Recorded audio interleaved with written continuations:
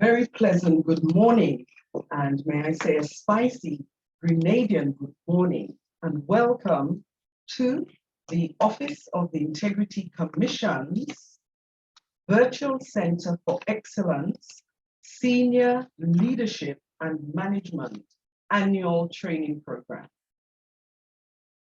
Under the theme for this morning, Strengthening and Sustaining Integrity in the Grenada public sector systems. Anande Trotman, Lady Joseph, Chairperson of the Integrity Commission of Grenada, Dr. Roger Koranteng, Advisor and Head of Public Sector Governance, Commonwealth Secretariat,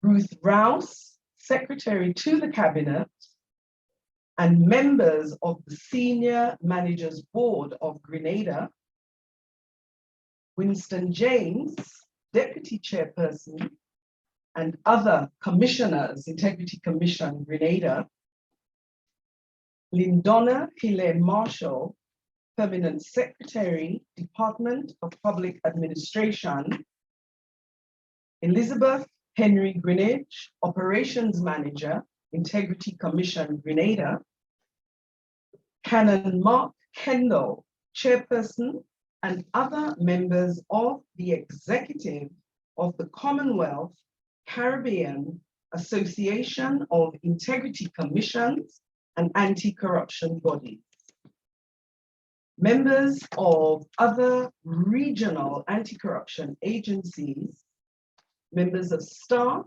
of the Department of Public Administration and the Office of the Integrity Commission. Again, I say welcome and share with you that this morning we are engaged in a blended approach to delivering our program for 2022. At this time, it is fitting to invite the presence of the Lord in our midst and to deliver the invocation. I now invite Mr. Akeyno Bartholomew, Legal Compliance Officer, Integrity Commission, Grenada. Mr. Bartholomew.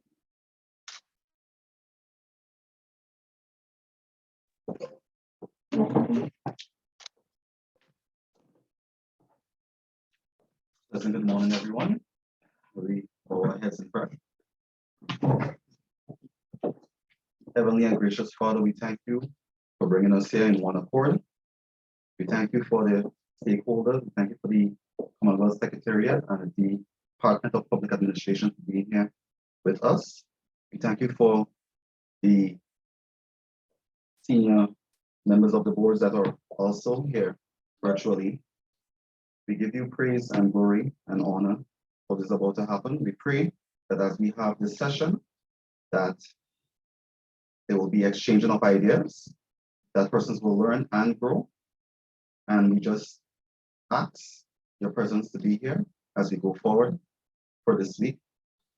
So we ask all these things in the name of Jesus, our Lord, our Christ, our Savior. Amen.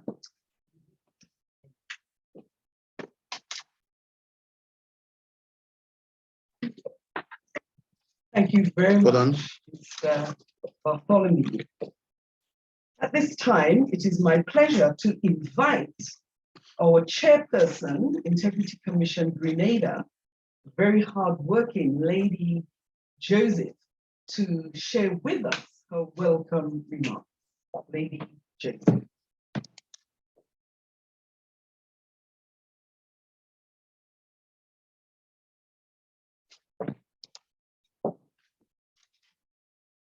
Thank you very much, Mrs. Sandy David, for that kind introduction. And I say to you all, colleagues, friends, good morning. It is indeed a wonderful day here in St. George's, where I stand in the office of the Integrity Commission, to bring you greetings from our commission, my fellow and colleague commissioners. Our Deputy Chair, Winston James, is also with us, and I see I've also joined by my other brother commissioner, and that is why I'm smiling, because we of the commission are never alone. We really are all committed to tackling and fighting corruption in our tri-island state. We are also joined virtually by other colleague commissioners, as well as colleagues throughout the Commonwealth Caribbean region. So I also this morning acknowledge the very hard-working staff of the Integrity Commission. And even though I don't formally stand in the state of Jamaica, I like to say in their language or in their parlance that we are small, but we are Talawa. And why do I say that? I say that because our passion and commitment in the fight against corruption is indeed sometimes unmatched in what we have been able to achieve in a very, very short time, relatively speaking, in terms of the fight against corruption.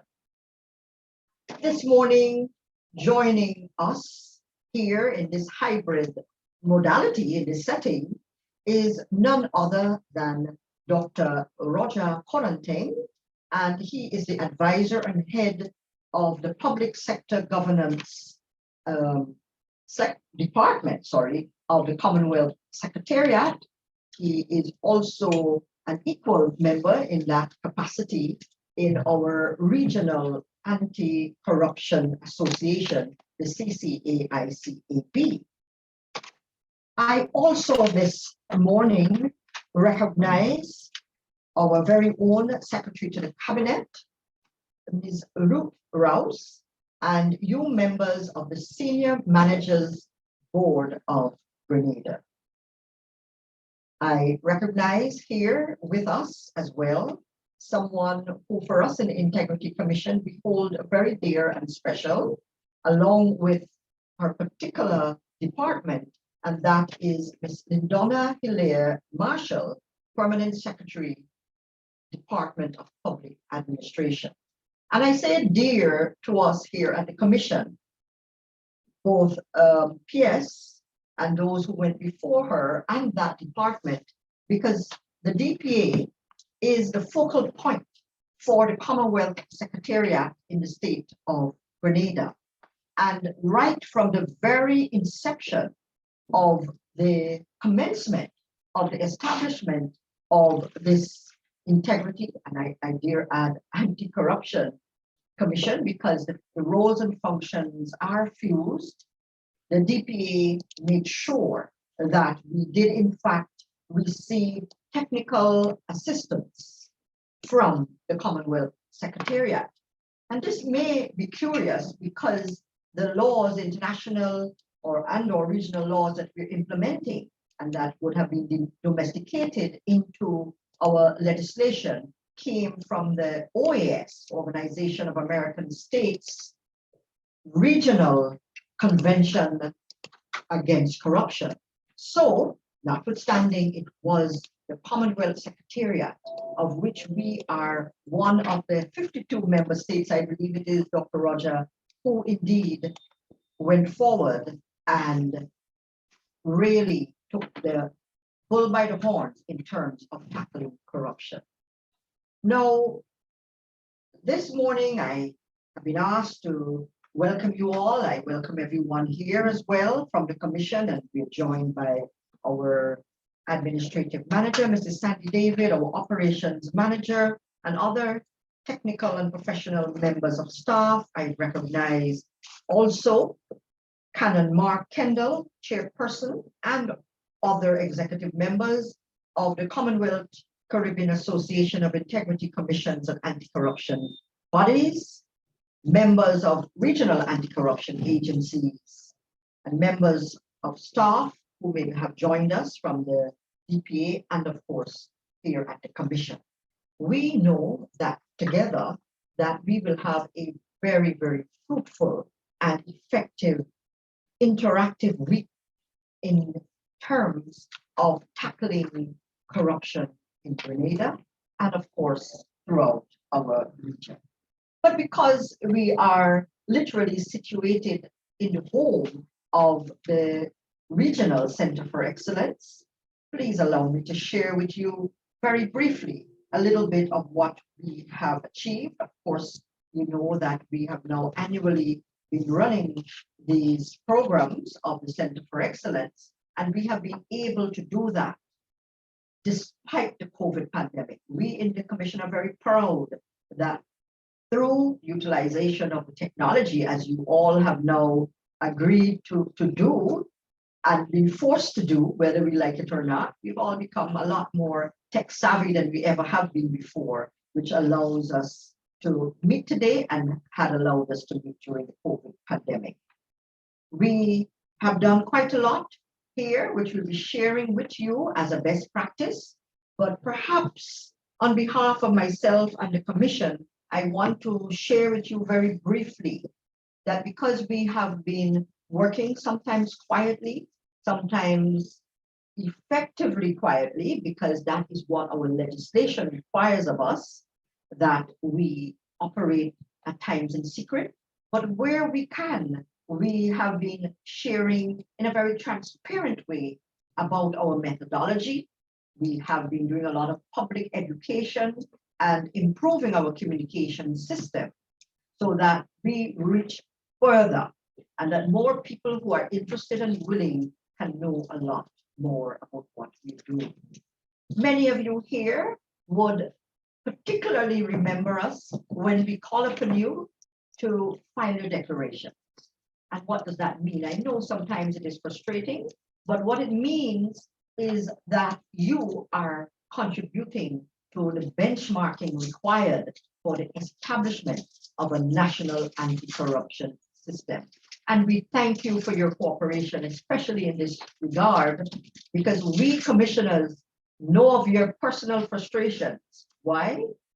Because we have to file these declarations ourselves every year. So we are one with you in that regard. There is so much that I can share with you, but I'm just here giving you some welcome remarks. But I'm especially proud today because Grenada has been featured in a book that has been published by the Commonwealth. So this would be one of the boasts that we would make on behalf of all of us. Grenada, your efforts and our efforts. And this book actually has been published by the Commonwealth, and it has been edited by Dr. Koranteng, who is here, and it is called Combating Corruption in the Commonwealth Caribbean. And why we are so especially proud of this book is because Grenada, because of our efforts, because of our commitment, and when I say Grenada, I mean all of us, including you, who are the foot soldiers in the fight, going ahead. In some cases, because of your management position, you are taking the lead in this fight against corruption. And this book includes Grenada as one of 5 countries in the entire Caribbean as a country that has made significant strides in tackling corruption. Yes, collectively, let us pat ourselves on the shoulder, and let us also thank the Commonwealth Secretariat and especially Dr. Koranteng, who we are very happy to call repeatedly each year that he comes, whether it is in person, and he's here in person, or virtually, an honorary son of Grenada. Indeed, although he's Ghanaian, he is a citizen of the Commonwealth, and he has been especially recognized for his work and honored internationally for his work. And we are especially proud because each time he has received an honor, he does mention Grenada, because we have been, as a nation, very receptive to the Commonwealth's work, and therefore we are proud to present to you another in our annual series for the Center for Excellence, the home of this series, courtesy of the government and people of Grenada, who acceded to the request of the Commonwealth Secretary General, Her Excellency Baroness Scotland, in granting this request to make Grenada your home. And as the home, obviously, we are required to do better. Much is given, much is expected. I thank you and look forward collectively to a very, very interactive week. Thank you all. Thank you very much, Lady Joseph, and I'm sure we got a little flavour of her own individual, to use her word, passion and commitment. So thank you for sharing on the Integrity Commission and, of course, Grenada's achievements. As we shared earlier, our program is held collaboratively with the Commonwealth Secretariat and the Department of Public Administration. And at this time, I am pleased to now invite our Permanent Secretary for the Department of Public Administration, this is Lyndonna Hillaire-Marshall, to share remarks with us. This is Hillaire-Marshall.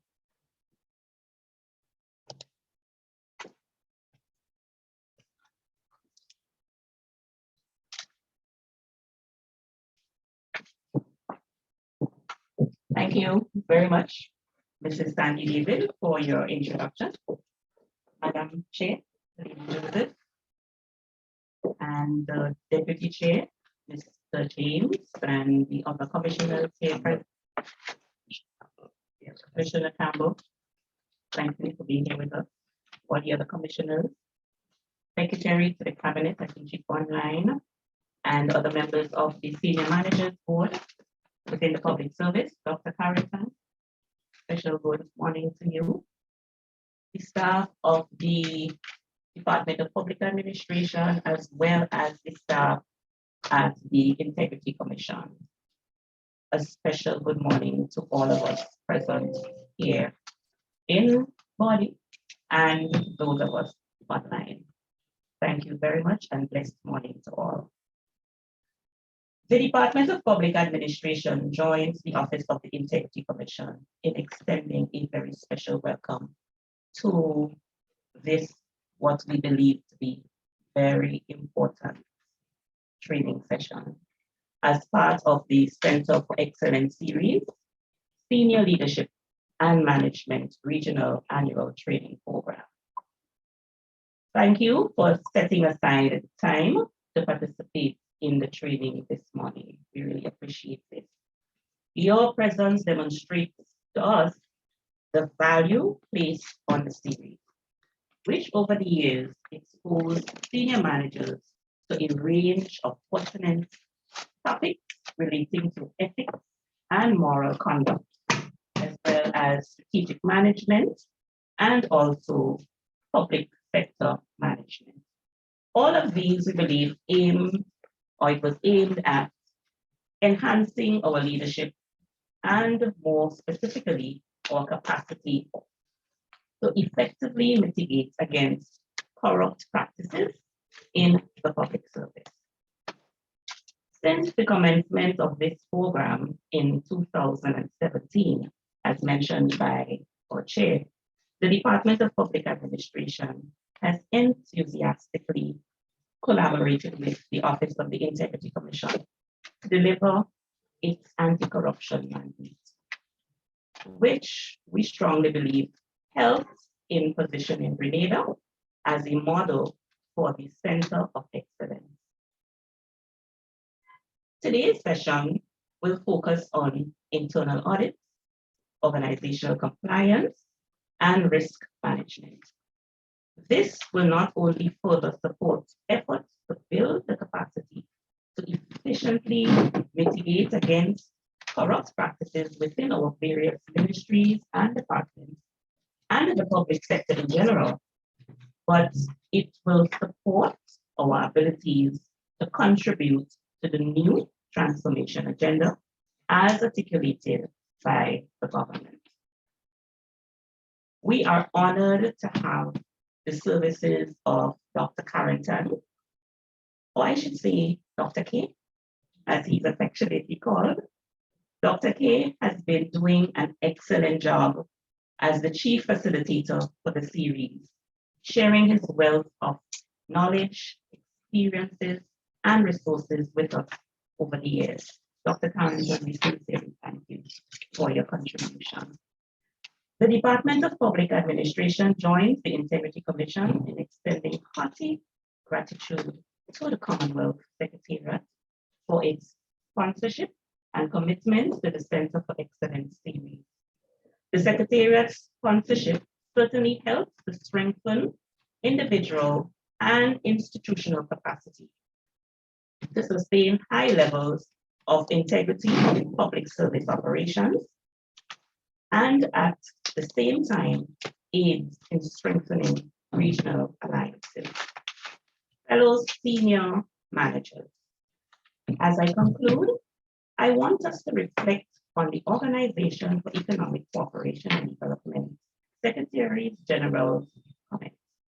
I quote, integrity, transparency, and the fight against corruption have to be a culture. They have to be taught as fundamental values. And I want to repeat that. She said, integrity, transparency, and the fight against corruption have to be the culture. They have to be taught as fundamental values. Do we really believe this? If we do, I want us to commit to allowing this session, along with the sessions done before, as well as the ones to come, to help us shape our public service culture. Best wishes for a highly fulfilling session.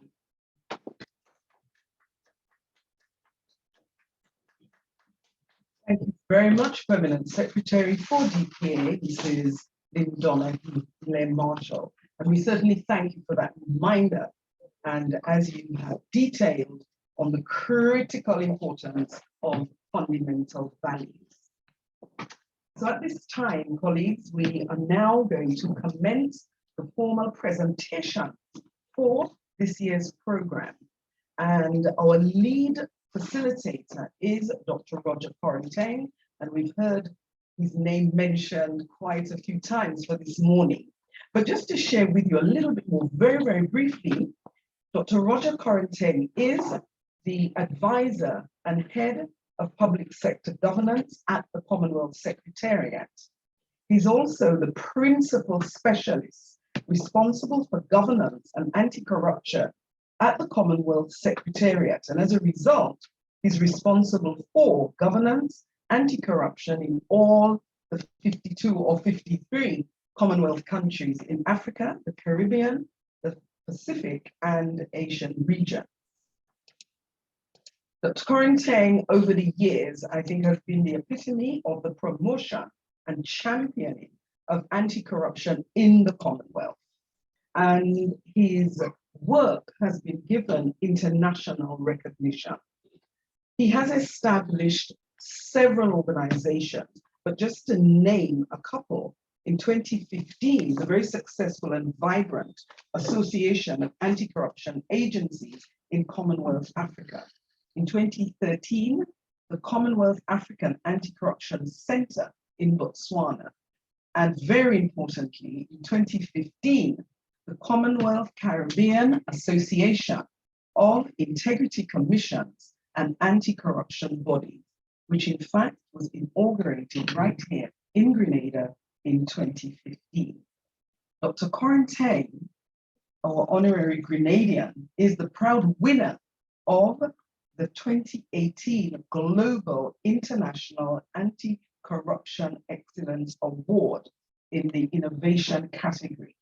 And this prestigious award certainly recognizes persons on an annual basis who have not only demonstrated commitment in the prevention of corruption globally, but also their dedication to sustainable development, the Sustainable Development Agenda of the United Nations. So Dr. Koranteng, our lead expert, very well experienced in his field. He holds a PhD master's, postgraduate level certificates from Accra in Ghana across 2 universities, including Switzerland. Dr. Koranteng is married with 3 children. It now gives me great pleasure to invite him to join us at the podium as he commences his presentation, the first presentation for this morning, Dr. Koranteng, on the topic of effective public sector management, with some sub-segments that would include organizational compliance, risk management, etc. Dr. Koranteng.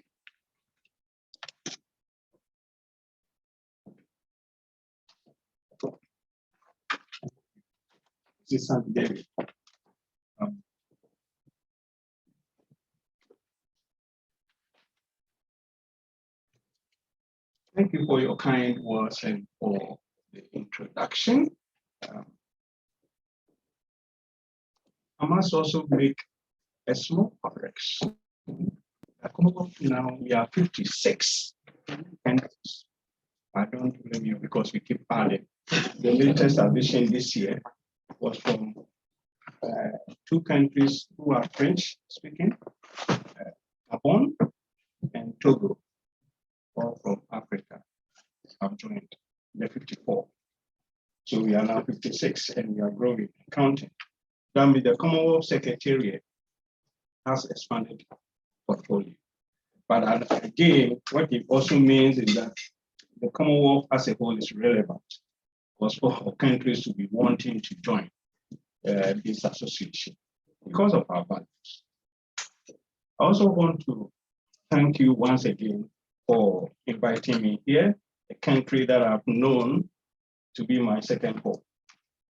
And as I was sitting this morning, I was reflecting that when I joined the Commonwealth, one of the countries that I first had an association with was Grenada, and of course Dominica, because the first request I received at the time was to help to operationalize 2 pieces of acts that Grenada has passed, that the Public Life Act and the Prevention Against Corruption Act. So I sent a consultant to Grenada and Dominica. For Dominica, it was the Integrity Commission. For Grenada, it was 2 institutions, the Integrity Commission and the Ombudsman, where the consultant, I think from New Zealand or Australia, one of them, I worked with to see the implementation. However, we didn't make much progress until Joseph and Lady Joseph came into the scene. And then that's where we are. The rest is history. So you could see I'm very much associated with Grenada. I also want to comment, since that time, the work that Grenada has been. And if I've been proud to cite, including the Secretary General of the Commonwealth, that anytime we mention anti-corruption work in the Caribbean, Grenada is at the forefront because of the political will demonstrated and the hard work of the Integrity Commission, particularly the commissioners, the Department of Public Administration that I'm glad to be associated with over the years. So I say thank you for being a torchbearer in the Caribbean, and I hope you continue to do that. My presentation for today, where do I roll it? Yeah. My presentation for today is going to be, as mentioned, effective public sector management. And I'm going to be looking at internal audit, organizational compliance, and risk management. The presentation is structured to look at this whole issue about public sector, public services delivery system, how to make delivery system effective. Then we look at internal audit, look at internal controls, we look at compliance, risk management. Now, in all this, what does it mean for anti-corruption? Because if you have weak internal controls, with weak compliance, with no risk management system, what is the implication for corruption? We're going to look at that. Then we look at effective public sector management and corruption. How do you deal with that? The nuances or the interrelationship. And then we look at the cost of corruption, preventive strategy, then we conclude. Because the whole thing about looking at the public sector is with the view of fighting corruption. That is our mainstay. So let's start with public sector. See, in contrast with the private sector, the public sector is comprised of organizations that are owned, controlled, and funded by government. So what is the difference also between public administration and public sector management? See, public administration focuses on producing public policies and coordinating public programs. Now, the public sector management is a sub-discipline of public administration that involves, as the name implies, conducting managerial activities in public organizations.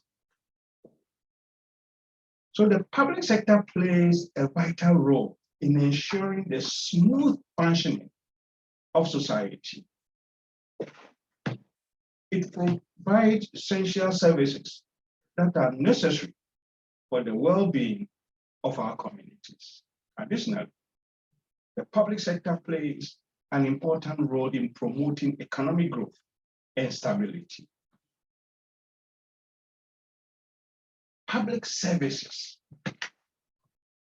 good quality public services are critical to the lives of citizens, and ensuring their provision is an essential function of government. So public services are defined as those activities which are mainly or completely funded by taxation. As such, they can differ markedly from commercial private sector services in a number of ways. Now, public services is a service which is provided by government to the people, either directly through the public sector or by financing the provision of services. So here, you may construct a piece of road by the private sector. However, because it's financed by government, it's a public service. So public service means that some of the service may be delivered by private sector, NGO, or even civil society. But the public service, the government is responsible for those provisions. Balancing the needs. See, within the public service system, a different culture also prevails internally. Public service managers often have to balance the needs of general public as users with accountability to their elected representatives. In addition, the demands of the mass media acting in the public interest also have to be managed by the public service. So the public service managers have to account to the public, to the elected leaders, and then the media holding you responsible. So you have to balance the needs. All these factors operate within an entirely different financial framework and often industrial relations climates. So you hear the unions rising up, you want salary increment or conditions of service. And these are things that don't prevail in the private sector. So we make the public service issues very challenging. What about the public service delivery system? The public service delivery is the process by which the government or the state provides services to the citizens in a fast, economical, and effective manner. It is the responsibility of the state to provide public services, and the mechanism for providing the goods and services to general public is called public service delivery system. Most typically, the public service will include the following areas of public management, be central or local government. These include the health, education, defense, justice, home or interior affairs, water, electricity, telecommunication, and any other relevant service. In fact, in modern society, the term public service have included so many areas. As I mentioned, the courts, electricity, education, emergency services, environmental protection, healthcare, military, public transportation, public buildings, social services, telecommunication, urban planning, transportation, infrastructure, waste management, water supply, etc., etc. So the public service is ubiquitous. From the day you are born to the day that you go to your grave. Public service is present in our life. Public administration is always there, coming out, set good policies to manage everything in between, from life to death, from birth to cradle, to life to death. Everything in between. So the public service delivery system is the mechanism for distributing goods, services, and facilities by any level of government. Effective public service delivery is an important instrument for posting up good governance. Unfortunately, the public sector is in most developing countries, and of course, in some developed countries, does not often function according to the citizens' expectations. Citizens are very much dissatisfied with the public service delivery system. Surprisingly, the matter of improving public service delivery remains a challenge in most developing countries. Therefore, it becomes eminent and most essential to ensure timely, corruption-free public service delivery for citizens. So how to make public delivery system effective? Of course, public service reforms encompasses a whole range or a whole array of potential initiatives, mechanisms, and commitments that can be used to make the delivery effective. Examples of such approaches to improve service delivery system include budget transparency, citizens' budget, citizens' charters, citizen report cards, community scorecards, citizens monitoring, complaints mechanism, participatory budgeting, service co-design, service performance, transparency, service performance transparency, and of course, social audit. Now, most of these comprises citizens' participation.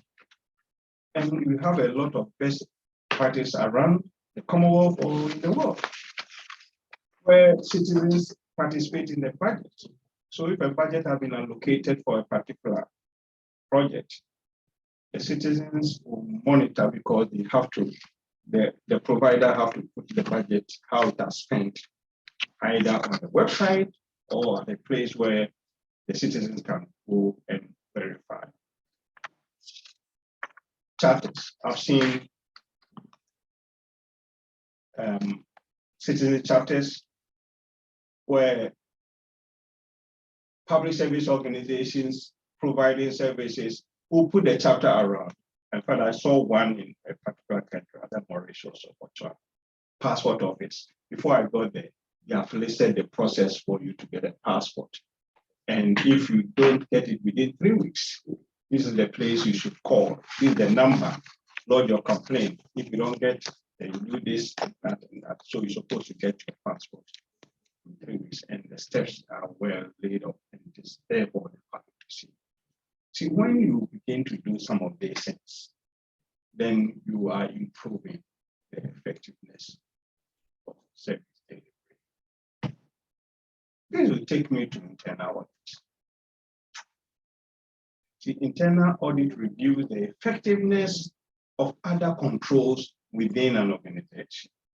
It is concerned with the examination of control procedures.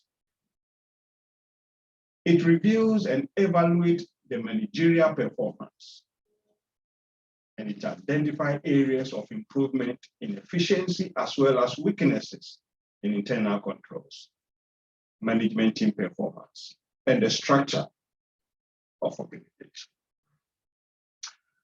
The Chartered Institute of Management Accountants, CIMA for short, state that internal audit is an independent appraisal activity established within an organization as a service to it. So the system of internal control should, one, be embedded in the operation of the organization and form part of its culture. Two, to be capable of responding quickly to any evolving risk that is identified. So management control, internal management control refers to the system of control implemented by management in an organization to ensure that, one, the organization objectives are achieved, and that the risk in terms of factors which will stop an organization obtaining those objectives are identified and guided against. There are 3 categories of control: preventive, detective, and corrective. There are also 8 types of control summarized below: segregation of duties, 1, personnel control, 2, authorization and approval, management control, supervision and supervisory control, which are most lacked in most developing countries, particularly in the public service. Supervision is a problem because of the large numbers. In the private sector, they can supervise very well, but the public sector is a challenge. Then we have organizational control. Then we have arithmetic or accounting control, and then we have physical control. These categories and types of control are normally documented in organization's business plan, in work plans, in strategic plan, in administrative or human resource, and financial management manuals. These are all there. So internal controls, the practice and measures instituted to minimize risk, prevent fraud, prevent corruption, and create value. That's what internal control is supposed to be. Internal control system, the effective internal control system provides reasonable assurance that the policies, procedures, and processes facilitate effective and efficient operations compliance. with the applicable laws and regulations and quality of reporting.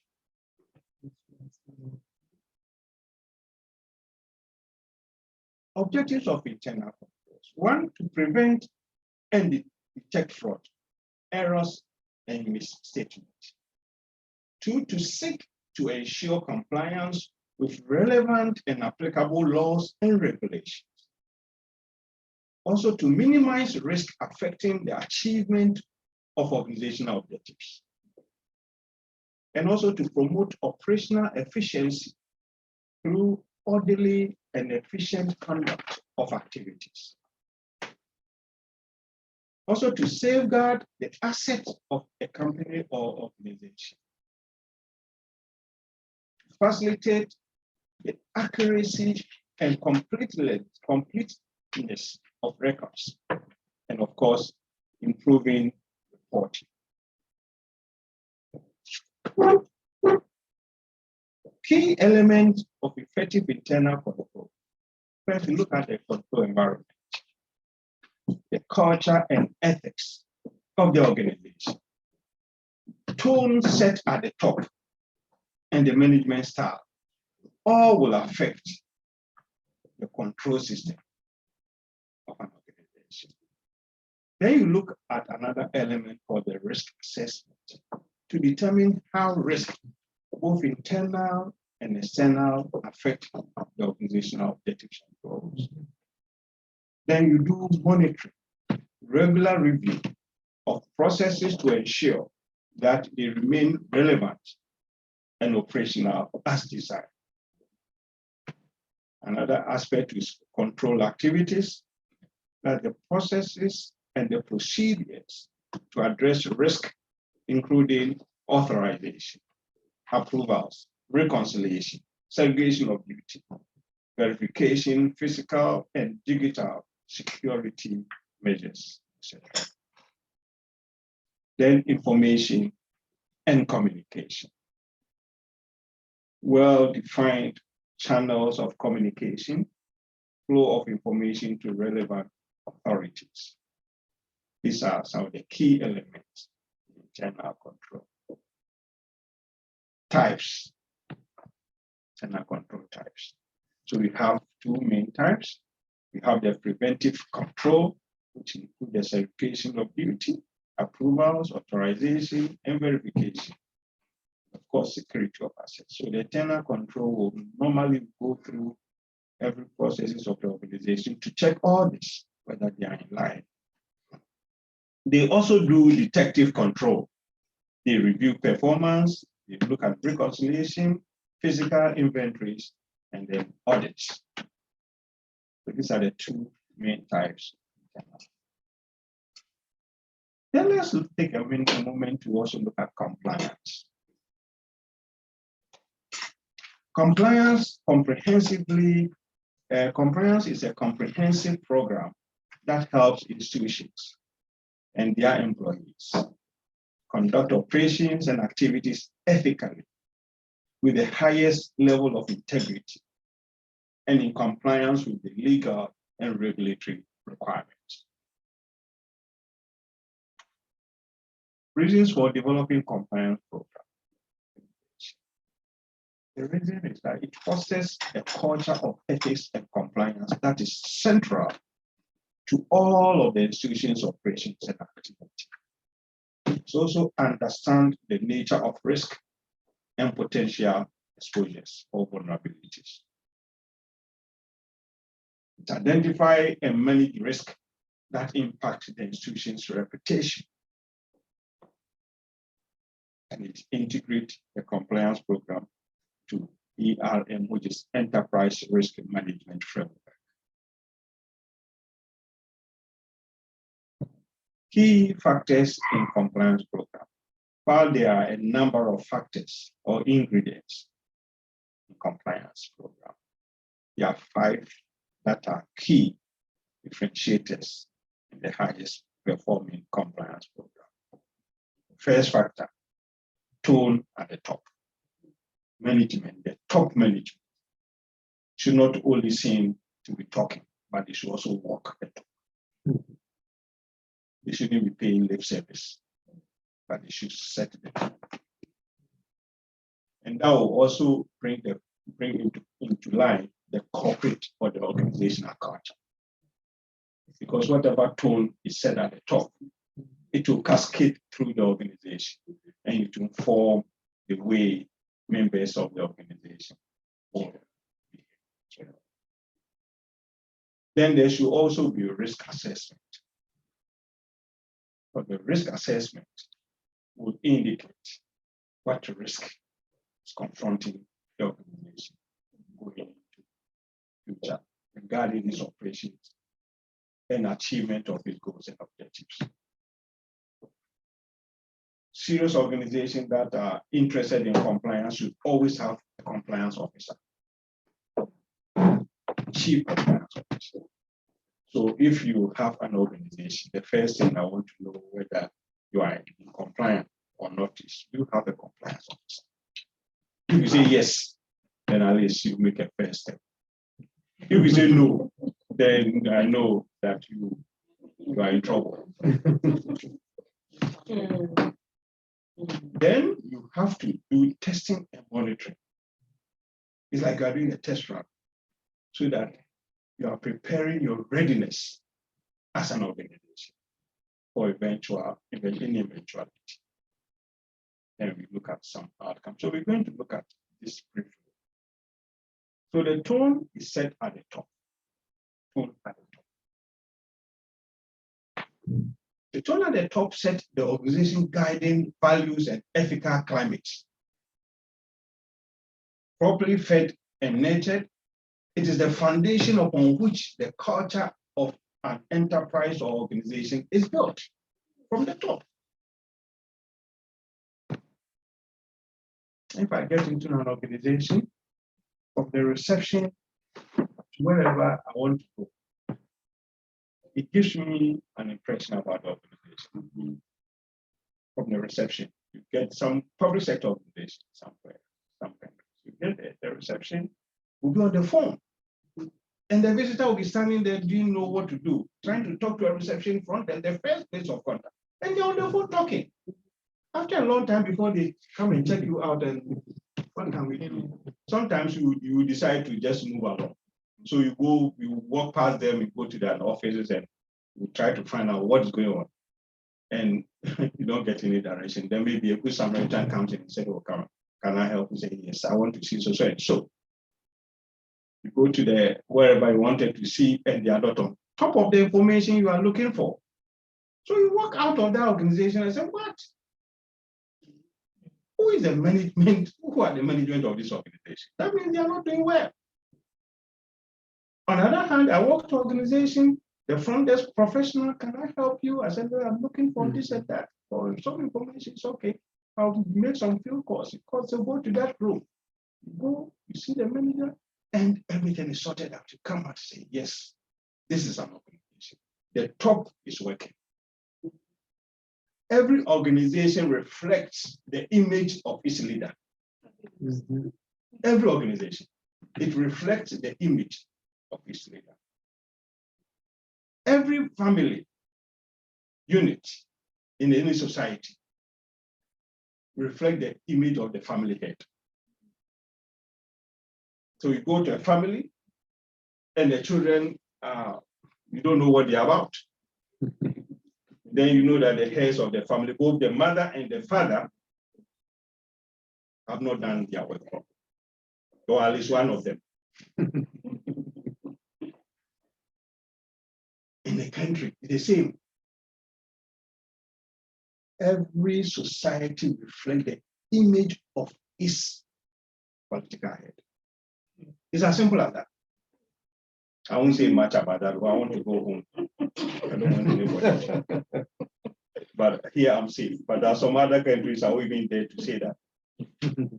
So the tone is always set at the top. Compliance. It affects the culture, the corporate culture, the organizational culture. In an organizational environment where reputational threats lack around every corner, a strong culture of ethics and compliance is the foundation of a robust risk management program. the lessons learned related to scandals and organizational crises that trace back to the early 2000s makes one thing very clear, that without an ethical and compliant culture, organizations will always be at risk. So if you look at the financial crisis that engulfed the whole country, it started from US, the big banks and the Freddie Mac and all those things that collapsed because they didn't follow the compliance and the ethics. And so some of them have not learned the lesson. But something was very interesting. At the time, it happened in Obama's time. So Obama wanted to save these big banks and this big company because it's going to have a whole lot of implications around the world. A bank that were collapsing, that were going to collect bailout money. Each of the heads, CEOs, flew to meet Obama in the expensive private jets. A bank that has collapsed, that want to go and borrow money. Then you go with a private jet, individual. So if you're talking about 50 of them, then there will be 50 private jets. The tone is set at the top. So it tells you why they collapsed. And when they put the regulations in place, then they complain that the regulations are too much for them because they cannot get free hands to do whatever they want to do. So what do we want? The tone is always set at the top. Compliance risk assessment. A global regulation proliferates, and as stakeholders' expectation increases, organizations are exposed to greater degree of compliance risk than ever before. So to help solve or resolve this situation and continue to add value to their organizations, ethics and compliance professionals need to be sure they understand the full spectrum of compliance risk lurking in each part of the organization. They then need to assess which risks have the greatest potential for legal, financial, operational, and reputational damage, and allocate resources to mitigate those risks. Chief Compliance Officer, the role.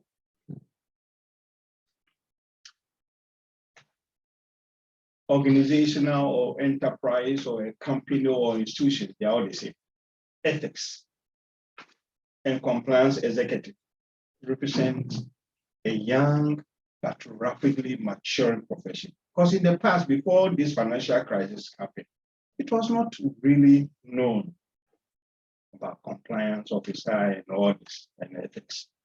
But after the financial crisis came to the fore of this important role of compliance executive or officers. So they are very young or not too old in the system. If I'm saying they are young, I don't mean age, but I mean that they started implementing it not too long ago.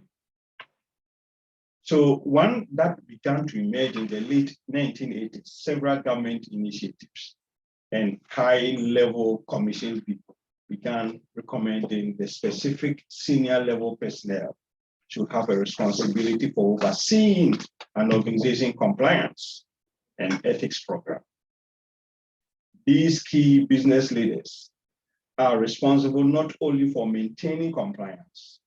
That means the key business leaders, the chief compliance officers, are responsible not only for maintaining compliance, but also for safeguarding what is arguably an organization's most valuable assets, its reputation. Until I got to this point, I thought the most important asset of the organization is the human resource. But compliance is challenging me that the reputation is too. So now I'll go for both the human resource and its reputation, because when your reputation falls, there's no organization.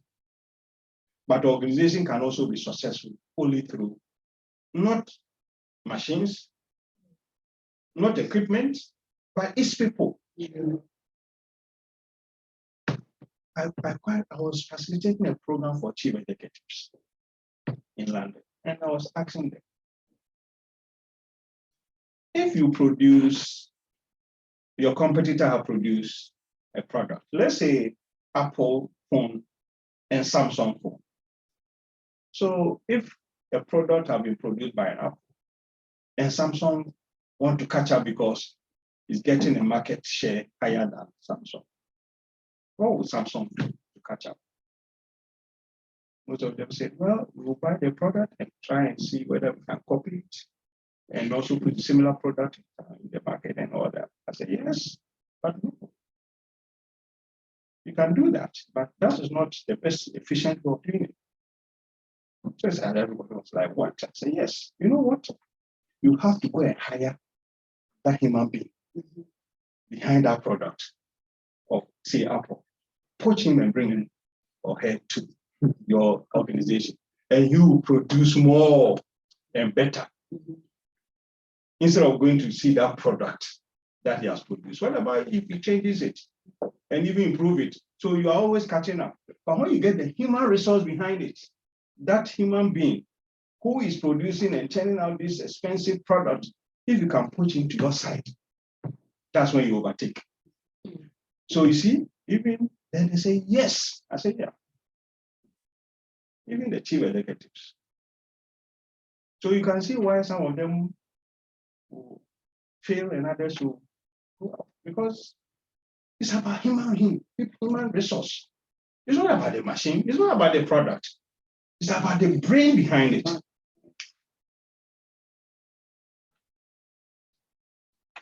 So yes, the reputation is important, but I think the human resource also is key. The compliance system will also do testing and monitoring. So the testing and the monitoring is one of the most critical elements of an effective compliance program.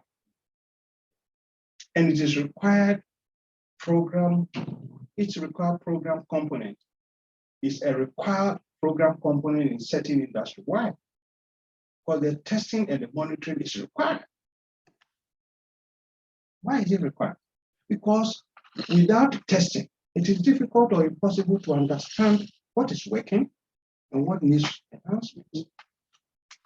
Similarly, robust monitoring program serve as an early warning system that allows compliance professionals to identify sooner than later potential compliance issues. So if we do all this compliance program, what do we have? There are few universal program outcomes objectives that the compliance or ethics capability should deliver. Now, these include: one, you're going to have an enhanced culture of trust, accountability, and integrity in the organization. It's also going to make you prevent non-compliance of the rules and regulations, the laws. Preparation for when, if non-compliance occurs. For preparation for when, not if, because it's going to happen. Not if non-compliance occurs. Then protection to the extent possible from negative consequences. It's also allow the detection of non-compliance. It's also allow you to respond to the non-compliance. And of course, improvement of the program to better prevent, protect, prepare, and detect, and respond to non-compliance. That's why non-compliance, that's why compliance program is important. Let's look at your risk management. One, organizational content. What are your organization's objective, structure, and operations? That's the starting point. You have to look at the organization's objectives, the structure, and operations. Then you look at the risk identification. What are the possible risk events your organization faces? Then you look at risk assessment. what are the likelihood of the risk event happening? What is the potential impact of the risk event? And then you look at risk evaluation. Having assessed the risk, what is your organization's appetite for risk? And what are the most important risks to address?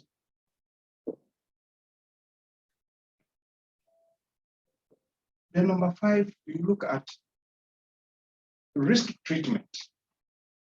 What steps must be taken to mitigate the risk identified? And then you look at monitoring, review, and corrective action. Are internal controls working effectively to mitigate the risk? Is there any corrective action needed? Having done that, then you have to communicate. So communication throughout the organization. Everybody have to know the risk structure. Most of the things that I've explained should know. You know, internal controls, compliance, and risk management, I can take a whole day or a whole week to go through. In itself, they are very big topics. But I'm giving you a summary of what is involved. So risk identification, the process flow analysis. You are checking through your operations, your objectives, the structure. You are looking at the regulatory analysis, and you are looking at responsible officers.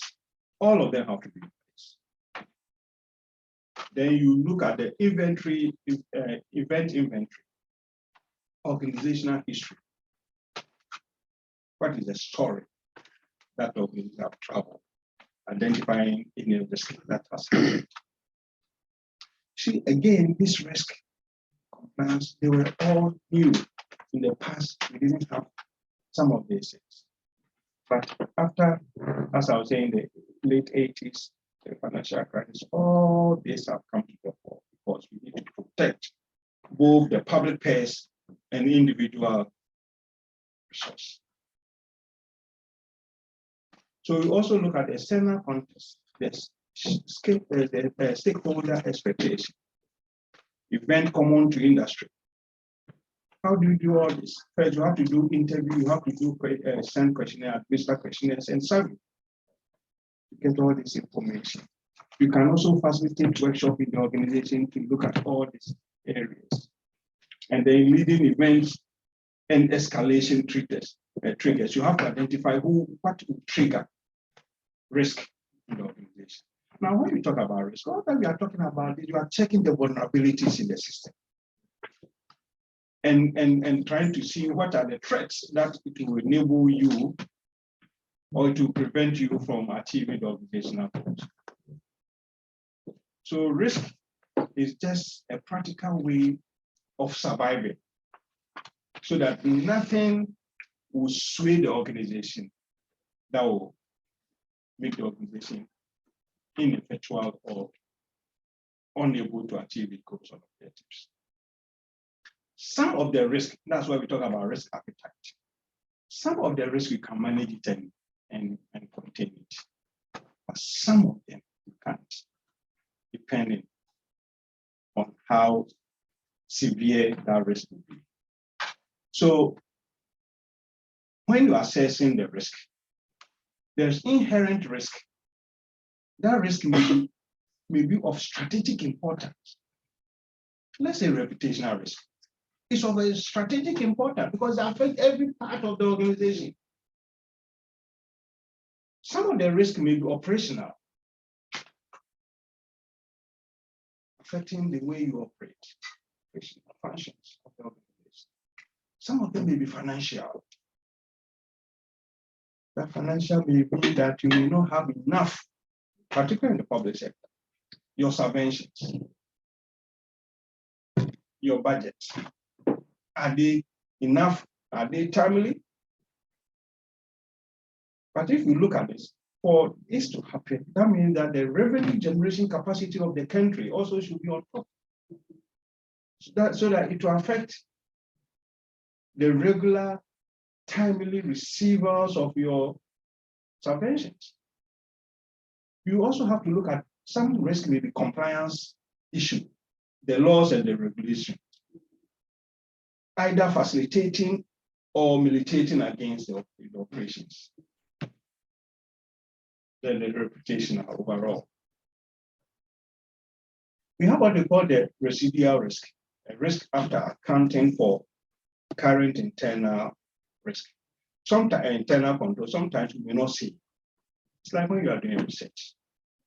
There's some, or when you implement a policy, there are always unintended consequences of some of these things. Like, so residual risk may be looking at the internal controls and what, because in an attempt to deal with some of this, you create another risk.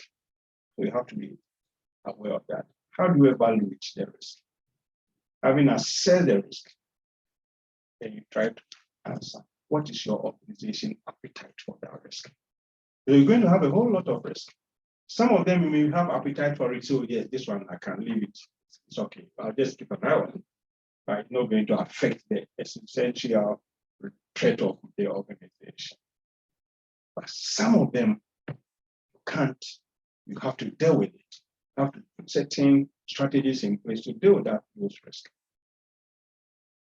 Then you also have to look at what are the most important risks to address. So you do a scale preference. The most threatening one on top, and then the least one below, so that you want to address the important one first. And that will take us to the response. How do you respond to this risk? Avoidance, yes, you can avoid it if it's a low risk. As I'm saying, if you look at your risk appetite, you can go for avoidance. Some of them are low risk. Some you have to reduce or mitigate the risk by putting internal controls in place. Some you have to share in insurance. That means that you, particularly if that risk affects other areas, then the responsibility of dealing with that risk have to be shared, either within the industry or in the sector or in the organization. Then acceptance, some of the risks you can accept them. And doing acceptance means that you have to have what they call the crisis management plan. You know, again, this concept about crisis management also is quite new. It came through one of US program where there was a concept called, there's a pharmaceutical company called Tylenol. Tylenol is a painkiller. And it was one of the most effective painkillers and medication around time. Then all of a sudden, that painkiller was contaminated. So what did they do? They have to have a meeting to know what to do, because all these painkillers that they have distributed throughout America have been contaminated. I don't know, they didn't know whether it was enemy or competitor or whatever. So the main thing is that let's keep quiet, talk about it. Nobody will know. Some says, well, we should just announce it. Some say, no, that will affect our reputation. So they have a new CEO came up and said, look, let's own up. Let's tell the whole world that our product has been contaminated. Because if you don't do and it's found out, it's going to kill our organization. So let's own up. He said, no, but how can you do that? There's not going to be a problem. Nobody's going to buy our product. He said, well, we have to. So he insisted. So they announced, but they have to now process it. First, they have to have a very good PR who is going to help us in the announcement and then the dealing of it. So they announced and they recall. And they told them that we're going to replace it with a new batch, which is now they're not contaminated. Oh, this has never happened in the world before, but they did, and the public were very happy. So they recall and remove all the product from the shelves. Then they did a new one and replaced them.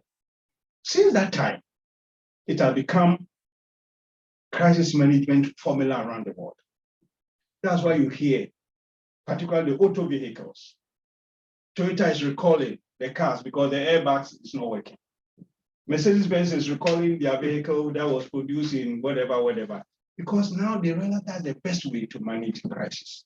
Instead of keeping it under the carpet and wrapping it, because of what that pharmaceutical company did, they managed to set the tune, and everybody's now. So instead of new vehicles killing people on the way, when the company realized that, they recall all the vehicles and replace the faulty equipment because of what has happened. Business continuity plan, which is in public sector, we may call it strategic plan, the business plan. And the business plans, you make sure that you put all your controls and compliance system and everything there. You have also other operational plans, and also the development of new policies and procedures, all to deal with the risk that have been identified. So having said all this, because at the end of the day, we want to fight corruption. That is our mainstay.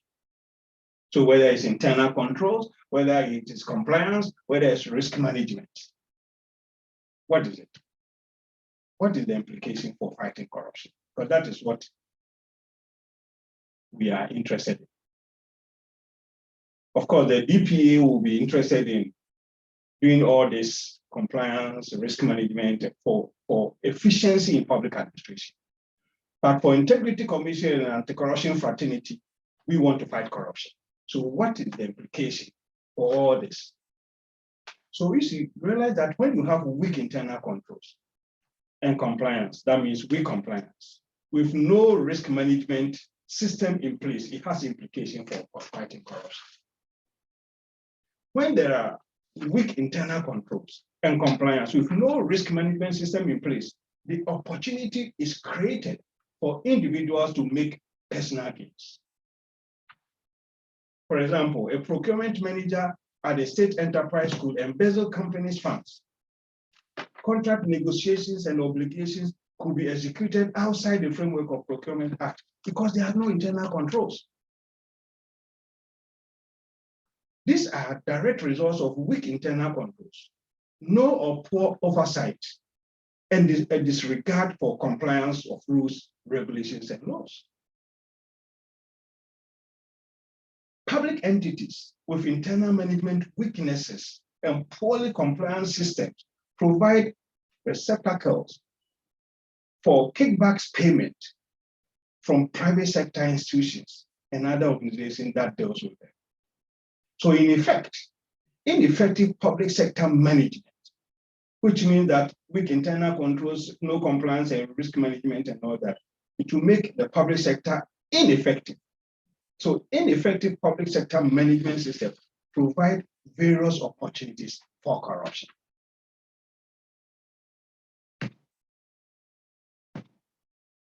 Effective public management system and corruption. See, corruption in any country is a nuisance for socioeconomic and political growth, and has the root cause, and has been the root cause and consequences of poverty and underdevelopment. So corruption is a major impediment to economic and political reforms, and has undermined efforts to improve the living standards of any citizen. So effective public sector management has proven to be one of the most effective tools to reduce the incidence of corruption, especially in the public sector. This is true because effective public sector management system comes with improvement in processes and procedures.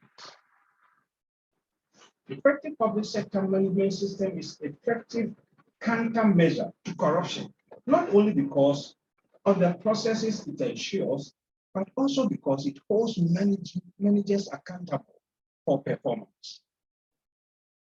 The alternative is the risk of a lack of or weak public sector management system, which provide the right environment for corruption to thrive.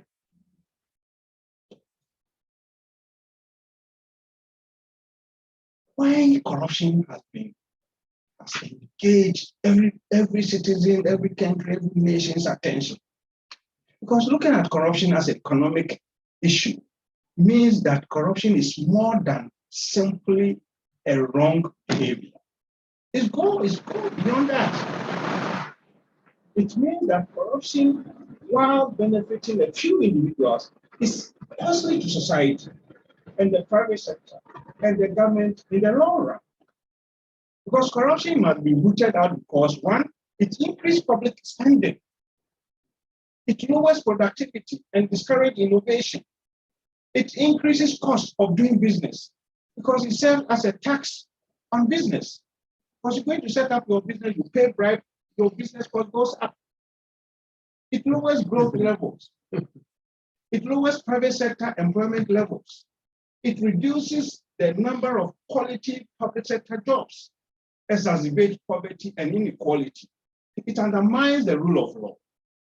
It hinders democratic market-oriented reforms, and it increases political instability and contributes to high crime rate.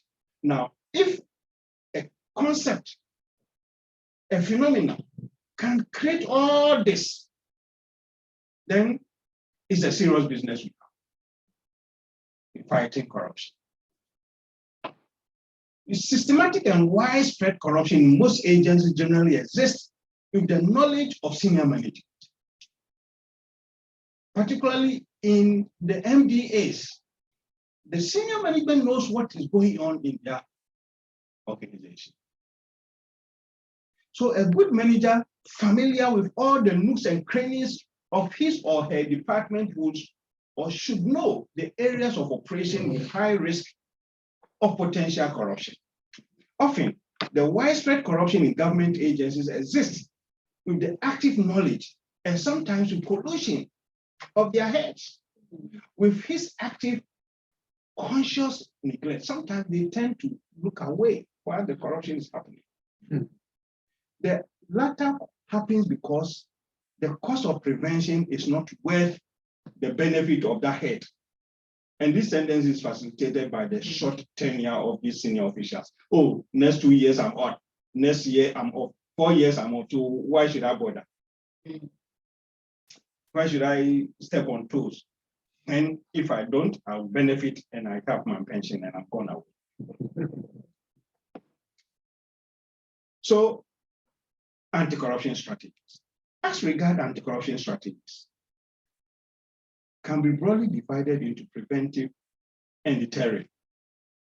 The latter include, that's the deterrent, include legislation, investigation, and prosecution. An important point, though, is that strict laws and vehement prosecution or rigorous prosecution come into play when the abuses of public funds or violations of the rules have already been committed. This thing happens when the corrupt act has been done. Therefore, focusing merely on the disciplining strategies, prosecution or whatever, could be an expensive option, and hence emphasis should be given on prevention before the act. Prevention is before the act, and that's why all the things we're talking about, internal controls, compliance, and risk management, is all geared towards preventing the act, not the deterring after the act has been committed. Because if the act has been committed, then what is the use of your internal controls and all that? So let's focus on preventive strategies.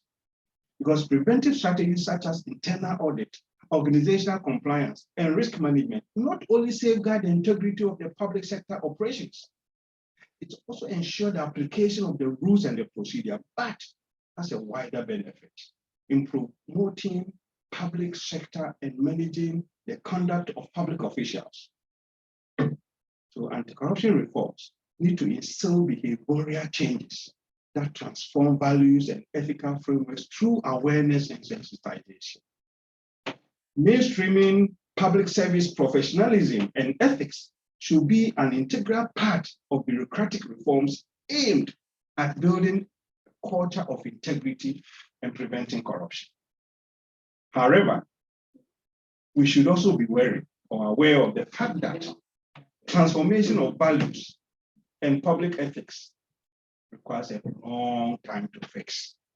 Prevention takes a long time to happen. And that's why most organizations heads who tenure is what I call short-termist. They don't want to go prevention because it takes a long time. But that is the surest way. Another strategy of preventing things that I've seen and supported around the Commonwealth is what we call the anti-corruption units. You see, most countries in the Commonwealth have established anti-corruption units in the MDAs, that's the ministry, department, and agencies, to work as watchdogs to ensure the promotion of good governance in every public office. Now, a key element of the national anti-corruption strategy is the institutionalization of prevention of corruption through the vehicle of anti-corruption units in the public sector organizations. The anti-corruption units serve as an early warning signal for corrupt practices at workplaces. So let's say in the Caribbean or Grenada in particular, you have integrity commission. So what it means is that you're going to have integrity units in all the ministries. And these integrity units, small group of people higher, they will now be the watchdog in each of the ministries, because you can never be everywhere. And that will mean that you are now focusing or expanding your mandate and implementing those ones with the Department of Public Administration. Because if you don't, you just have to wait and receive complaints, but you can stop it from various ministries when you have your unit there as early warning signals. The Commonwealth Secretariat support the principle behind the Anti-Corruption Unit initiative, which provides that for anti-corruption to be effective, corruption prevention measures need to be mainstreamed in both public and private sector institutions. Anti-corruption unit initiative, therefore, seeks to enhance good administration at the workplace and to nip it in the nascent corruption practices. Call it anti-corruption prevention. Anti-corruption unit initiative, therefore, seeks to enhance good administration at the workplace and to nip in the bad nascent corrupt practices. Call it corruption prevention. You see, in the Singapore, which Chair and myself are very familiar with them. In Singapore, all the permanent secretaries are chief anti-corruption officers at the ministry by law. So you fight your corruption in your own ministry, not the Integrity Commission coming to fight it over there for you. And if any corrupt practice that happen in your ministry, your department or agency, you are held accountable. You go to prison for it. But here, Integrity Commission should spread theirs everywhere. How? It's not possible. Anti-corruption agency cannot do that. It's not possible. So in conclusion, ladies and gentlemen, mainstreaming corruption prevention using the public sector-wide approaches such as internal audit, organizational compliance, and risk management is more effective than anti-corruption agency and oversight institution operating as a silo in corruption fight. Since anti-corruption intervention takes a longer period to show impact, it is important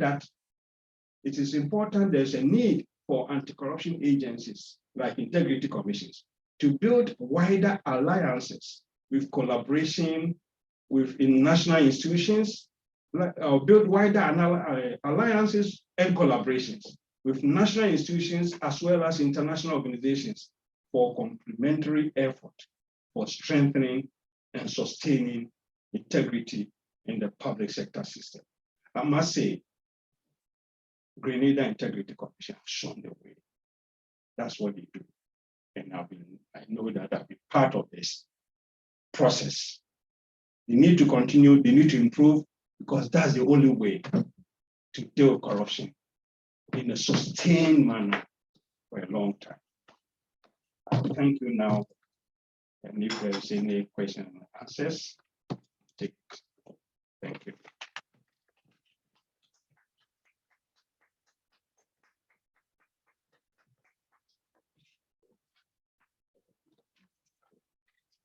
Thank you very much, Dr. Koranteng. Don't go too far, Dr. K, because we need to answer our questions that will come from persons on the line. So, Dr. Koranteng, thank you very much for, I believe, putting very much in context the importance, critical importance of human resource management, organizational compliance, and risk management. And the fact that you indicated if we have effective public sector management, it means that our society would be functioning effectively. And in turn, it would yield economic growth if we engage in preventative, detective, and corrective measures. So thank you very much indeed for that presentation.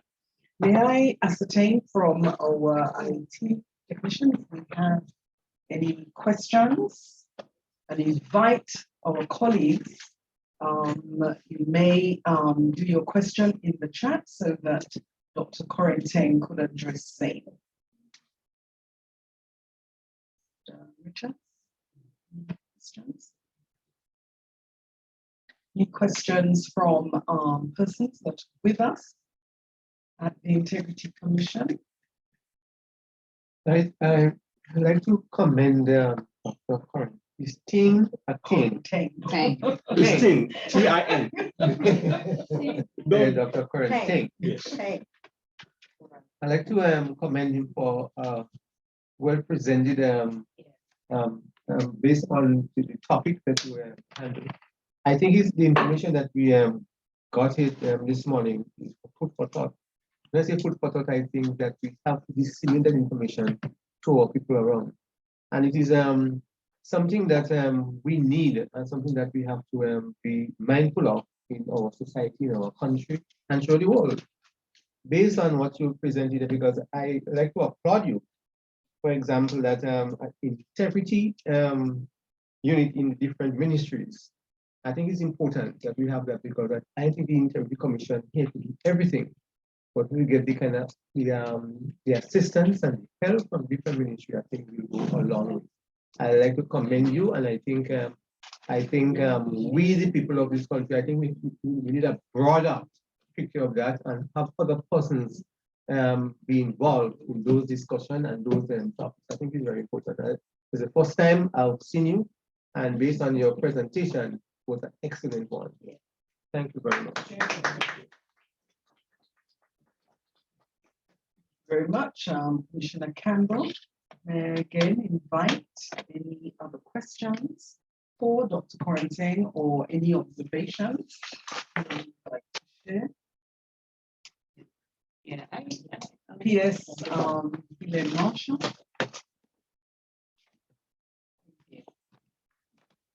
I just wanted to comment about the idea of the compliance officers. I think it's an excellent idea for us to start thinking about how we can use our internal resources to identify some of the risks and the things that we can do to ensure that we put the systems in place to support our compliance capabilities throughout our operations in public service. So that's a good way to start thinking about how we can, implement the role of compliance officers within the system.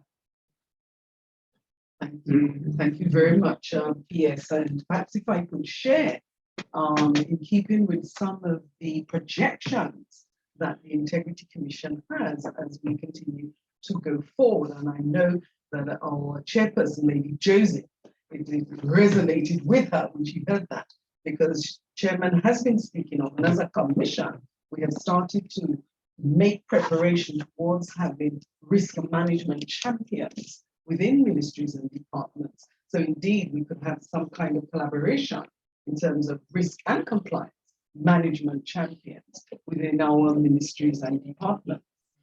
And just to share one of the developmental aspects of our work at the Commission, we have commenced using a software tool to look at organizational compliance within ministries and departments.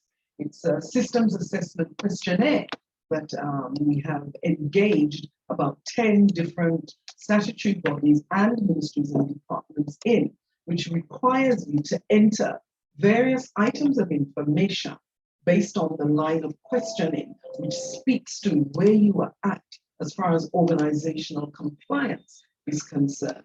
It then subsequently enables our organizational compliance officer, who you'll be hearing from a little bit later on, to do the analysis and together with the ministry department or statutory body, look at where the weaknesses are and all the items I believe Dr. Koranteng had cited in his presentation. So both are really quite timely, given that these are some of our priorities for the end of 2022 and certainly going into 2023. So I would again just ascertain if there are any questions or comments. No, so there being no questions, I believe that we would take a well-earned break and engage in a couple of information videos. At this stage, please stay with us. When we return, we would be engaging in the topic, Understanding Transparency International Corruption Perception Index in a general way, and then obviously very specific to Grenada. Mr. Richards, our video, please.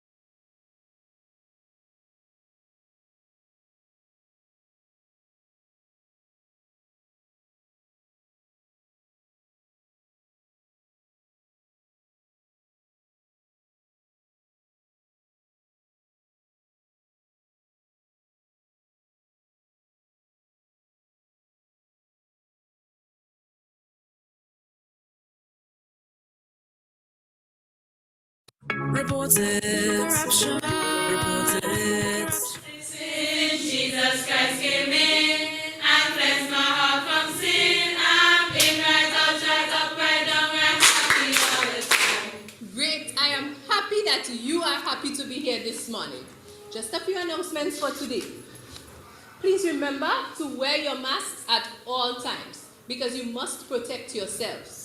There will be football practice on Tuesday afternoon and choir practice will be held this afternoon. Also, an investigation will begin today. This has become necessary because it has been drawn to my attention that 4 of you have decided to cheat on your exams. Yes. Calm yourselves. Here at the J.W. Fletcher, we do not promote plagiarism or cheating. We expect you to maintain your integrity. We expect you to take the long road to success. There are no shortcuts in life. So the teachers will be pulling you out of class to find out who decided to do such an act. We're not going to take long this morning. I would like you to have your seats and have a lovely day. Thank you, Mr. Thank you. Report it. Report it. Corruption. Do not support it. My exam was too hard. I have to copy. Oh, so it's calling a cheat on the exam. So what? So how the teachers don't know like actually school? Look, all you can even do the exam. Oh, they act like cheating so young now. Exactly. Watch all embarrassing all yourself there. And all your family. Well, how will they know? But eventually they will find out. And after cheating is lying and stealing. Just now you're starting to give bribe and take bribe. Exactly. When all they start working, the people bank and they start to thief their money. Not all the time. Corruption is robbing our economy. People are gaining from dishonesty. Afternoon. Good afternoon, Jenny. Did you sanitize your hands? Yes, I did. How was school today? They catch children cheating in the exam. Cheating? Yeah. I hope you wasn't in that. No. Plagiarism is no joke. It not only destroys your integrity, but makes it extremely difficult for people to believe you. It shows a lack of originality and it questions your character. I know. I pledge to stand up and maintain my integrity in all aspects of my life. Will you? Corruption is robbing our economy. People are gaining from dishonesty. Abuse of power for private gain is going to cause our country pain. It's robbing education, healthcare, and dreams. Fraud and theft. We need to report it. Bribery. We need to report it. Favoritism. We need to report it. Intimidation. We can't condone it. Report it. Corruption. Report it. Corruption. Report it. Corruption. Do not support it. Report it. Corruption. Report it. It's Monday morning and the grade 5 students are in class awaiting the arrival of Mr. William.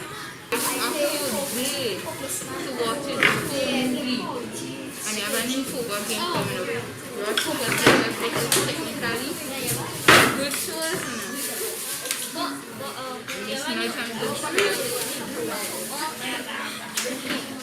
Mr. Williams enters the class.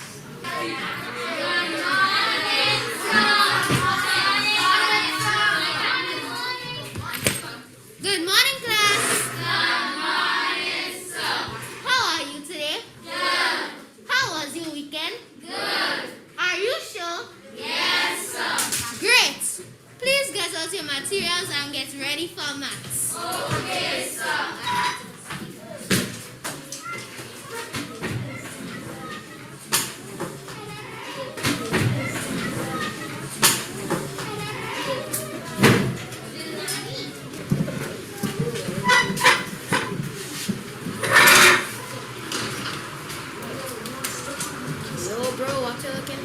Pencil.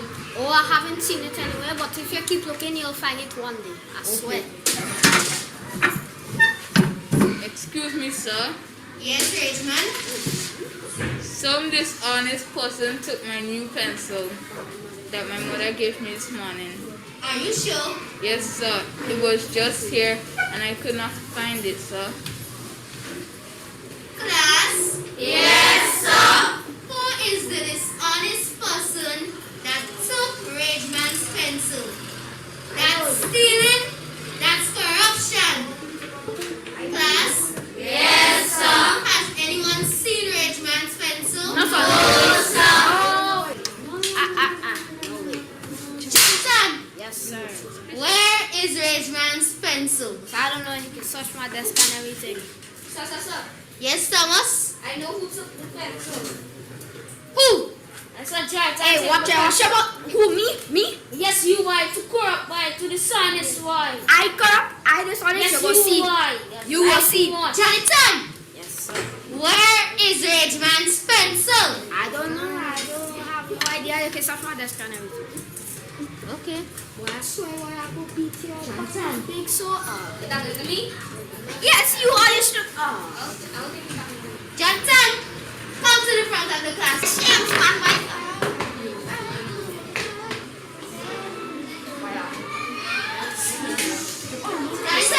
what is this? Wait. Jonathan, give Ridgeman back his pencil. Why are you pushing the pencil now? And you are dealing with you. You will see. On the playground. Where you will see. Jonathan, settle. The bell rings and children go out to the playground.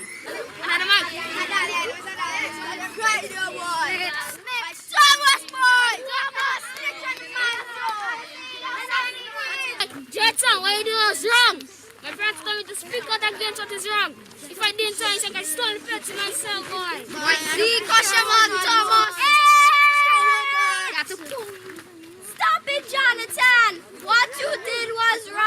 First you stole rich man's pencil, now you threatening him. Two wrongs never make it right. I think you should apologize to Thomas. Apologize to only move, Cora, move.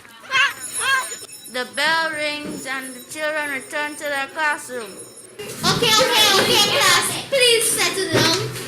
I have something to say. Class? Yes, sir. I observed what took place during break in the playground. Okay, sir. I am very proud of what Cora did, to stop Jonathan from bullying Thomas. Thomas, please stand. And same for you, Jonathan.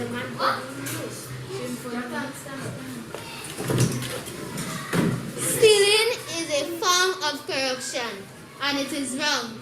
I think she displayed a high level of integrity. Wrong is always wrong, and you must not support it. You must stand up and speak out against it. Okay, class? Okay, sir. Yes, Cora? I have something to say. Come to the front of the class, please. Class, please listen to what Cora has to say. Thomas and Jonathan, please sit. Corruption in any way affects everyone, so we must all stand to fight against it. I have taken my stand. Will you? I will stand. Intimidation, don't it, report it. Corruption, report it. Corruption, report it. Corruption, do not support it.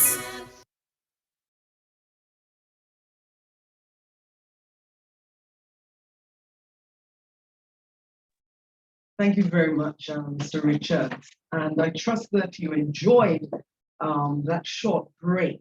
And we selected using our actors from the current government school and the J.W. Fletcher Catholic Secondary School, so that they can feel a part of what we are doing, given that we certainly believe we have to start if we are going to get some outputs and outcomes from our anti-corruption efforts, start at a very, very young age. And I just want to share with you that, in fact, the Commission has launched from March of this year one of our outreach programs, which is titled Youth Against Corruption. So several presentations have already begun to be made in secondary schools and will follow through to our primary schools. At this time, let me just verify we're okay technically, Mr. Richard? Yes. At this time, we will now commence our second presentation for this morning, and same shall be delivered by Nicole Humphrey-Best, who is our Communications Organizational Compliance Officer here at the Integrity Commission. Ms. Humphrey-Best, just to share very briefly with you, does have a very wide and rich knowledge and experience in this subject area. And in fact, she worked for well over 5 years as the programming and production manager at our own Grenada Broadcasting Network. She was also the BBC correspondent in Grenada for about 3 years. And this is prior to then engaging in media activities regionally and internationally, and actually worked in Barbados in those capacities for well over 4 years before returning home and joining us here at the Integrity Commission a couple of years ago. So I now invite Mrs. Nicole Humphrey-Best, Communications Organizational Compliance Officer, to share with us on the topic Understanding Transparency International Corruption Perception Index. Mrs. Humphrey-Best. Thank you very much, Mr. Sandy David. Good morning, everyone. Good morning, Chair. Good morning, Commissioners, Dr. Koranteng, and Mrs. Hillaire-Marshall, our PS, and your Secretary. Good morning, and good morning to all our members of the Senior Management Board joining us for this another year of our Senior Leadership and Management Regional Training Program. I also understand we've got Dr. Cannon online as well. Good morning and welcome. As Mrs. Sandy David shared, I'm just going to be briefly giving an overview of the understanding the Corruption Perception Index and in the context of Grenada. I'd be grateful if I can see my screen, please. If not as yet. I'm thankful though for Dr. Koranteng's presentation because I believe he has set the tone for what I'm going to share with us today. The Corruption Perception Index, as produced by Transparency International, usually causes a stir just about once a year here in Grenada when we hear the results come out sometime in January, and we're wondering where we stand in the midst of all of this as against our colleagues in the region. And some people are a bit annoyed that we haven't moved, and some people say, oh, we've moved just a little bit. But what does it really mean for us? And what can we do if we really want to move? What can we do to ensure that there is movement and not just movement, because you can either move up or down. So we want to ensure that there is upward movement for us. And as such, we're going to just share with you just to help you understand a bit about the index. In our presentation this morning, we're just going to look at the Transparency International, the organization itself. We look at the Corruption Perception Index, the CPI. We look at the data sets because CPI, the information just does not fall from the sky. They have data sets that they use to gather the information, collate it, and produce it. So we're just going to look briefly at the data sets, particularly those used in the Caribbean. We look at the rankings and the scores for the last 6 years of the Caribbean countries that are assessed. And we will talk finally about what it is Grenada can do to improve its scores and its global ranking. Transparency International presents itself as a global movement with a mission to, my screen has gone again. Just keep talking. Movement with a mission to stop corruption, to promote integrity, transparency, accountability at all levels. And they are present in over 100 countries, including the Bahamas, Jamaica, Dominican Republic, Trinidad and Tobago, Venezuela, and Guyana. And I'm only mentioning the countries in the region where Transparency International have what they call chapters.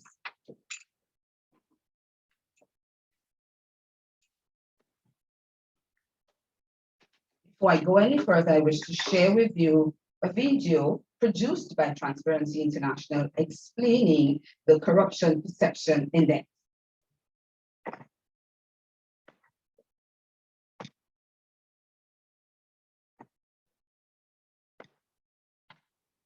We should just take something for them using the group.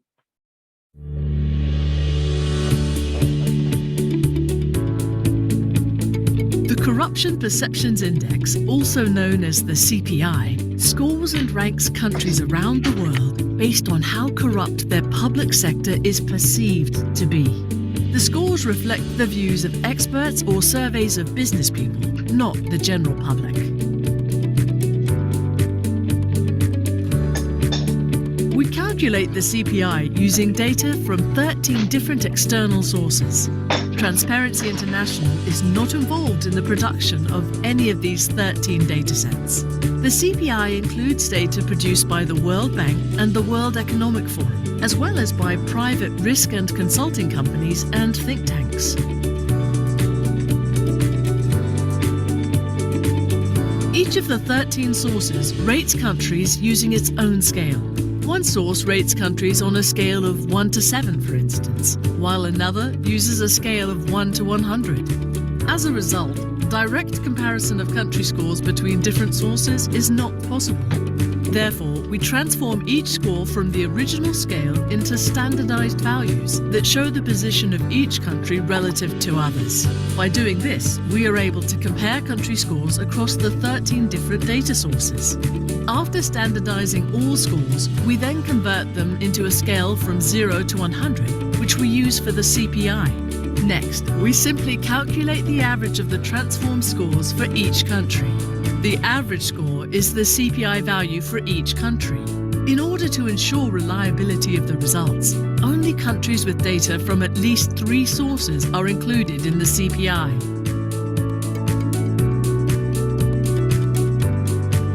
The CPI results are comparable across time back to 2012. This is because when we convert the original data to the CPI scale, we take into account the 2012 parameters, which turns 2012 into the baseline year. Annual CPI results from before 2012 cannot be compared to other years.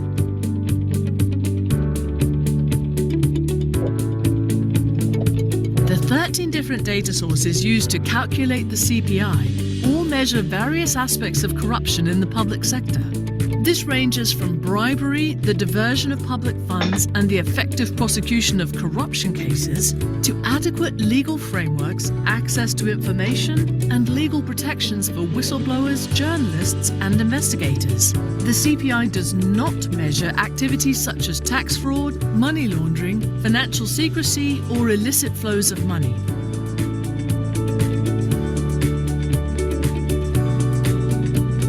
Corruption generally involves illegal activities which are deliberately hidden and only come to light through scandals, investigations, or prosecutions. Researchers, civil society, and governments have made advances in measuring corruption in specific sectors. However, to date, there is no index which directly measures real levels of corruption in all its manifestations. The data sources that make up the CPI ask business executives and country experts questions which are based on carefully designed questionnaires. The CPI scores generally correlate with certain objective measures, including citizens' reported experience with bribery.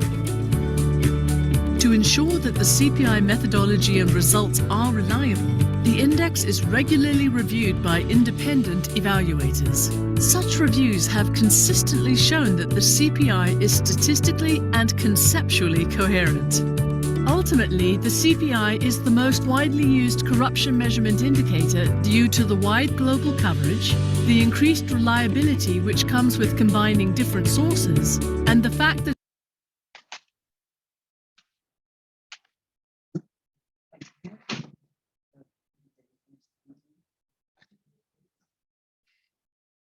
Well, you got a basic idea as to what the CPI does. And now we're going to look at the 13 data sets. I'm just going to list them for you briefly, the 13 data sets that the CPI uses. Then we go on to look at the data sets that are used for the Caribbean countries, then down to the data sets used for Grenada. So we use the CPI use the African Development Bank Country Policy and Institutional Assessment, the Bertelsmann Stiftung Stability Governance Indicator, as well as the Transformation Index, Economist Intelligence Unit, the Country Risk Service, Freedom House, Global Insights, IMD World Competitiveness Yearbook, the Political and Economic Risk Assessments, the PRS Group International Country Risk Guide, the World Bank Country Policy and Institutional Assessment, World Economic Forum Executive Opinion Survey, and World Justice Project Rule of Law, and the Varieties of Democracy Project. In the region, the data sets that are used for the countries in the region are the World Global Country Policy, that's the World Bank Country Policy, the World Economic Forum, the World Justice Project, Varieties of Democracy Project, Global Insights, PRS Group, Bertelsmann Transformation Index, and the Economist Intelligence Unit Country Risk Service. Specific to Grenada now, the data sets used are the Global Insights, the World Justice Project Rule of Law Index, and the World Bank Country Policy and Institutional Assessment. As explained in the video, these institutions issue prepared questionnaires to the industry professionals, and these questionnaires are designed to measure the level of public sector corruption. So for example, the World Bank's questionnaire seeks to assess transparency, accountability, and corruption in the public sector. They're each rated separately as follows: accountability of the executive to oversight institutions and of public employees for their performance, access of civil society to information on public affairs, and state capture by narrow invested interests. The World Justice Project Rule of Law Index asks questions on the extent to which government officials use public office for private gain. And these questions touch on a variety of sectors within government, including the public health system, regulatory agencies, the police, and the courts. Global Insights, their questions seek to assess the vulnerability of individuals and companies to bribery or other corrupt practices in the execution of businesses, from securing major contracts to being allowed to import or to export a small product or obtain everyday paperwork. So in essence, countries are judged on what can be deemed daily mundane activities. We're going to break down, just take a brief look at the regional data sets for 2021. We have here the countries in the region who are scored and ranked on the Corruption Perception Index. Now, please note that not all Caribbean countries are assessed under the CPI. And to be assessed, as was said in the video, you have to have at least 3 data sets. I want to draw your attention first and foremost to column titled Number of Sources. And as you go down, you go to Grenada, you see Grenada has 3 sources. Trinidad and Tobago, right at the bottom, they have 7 sources. They're the country in the region that's assessed with the most sources. They have Global Insights, Varieties of Democracy Project, World Economic Forum, World Justice Project, the PRS, International Country Risk, Bertelsmann Foundation Transformation Index, and the Economist. The only one they're not assessed by is the World Bank. Grenada, like Dominica, St. Lucia, and St. Vincent and the Grenadines have 3 data sources. And as I said before, that's the minimum number of data sources that any country can have in order to be assessed under the CPI.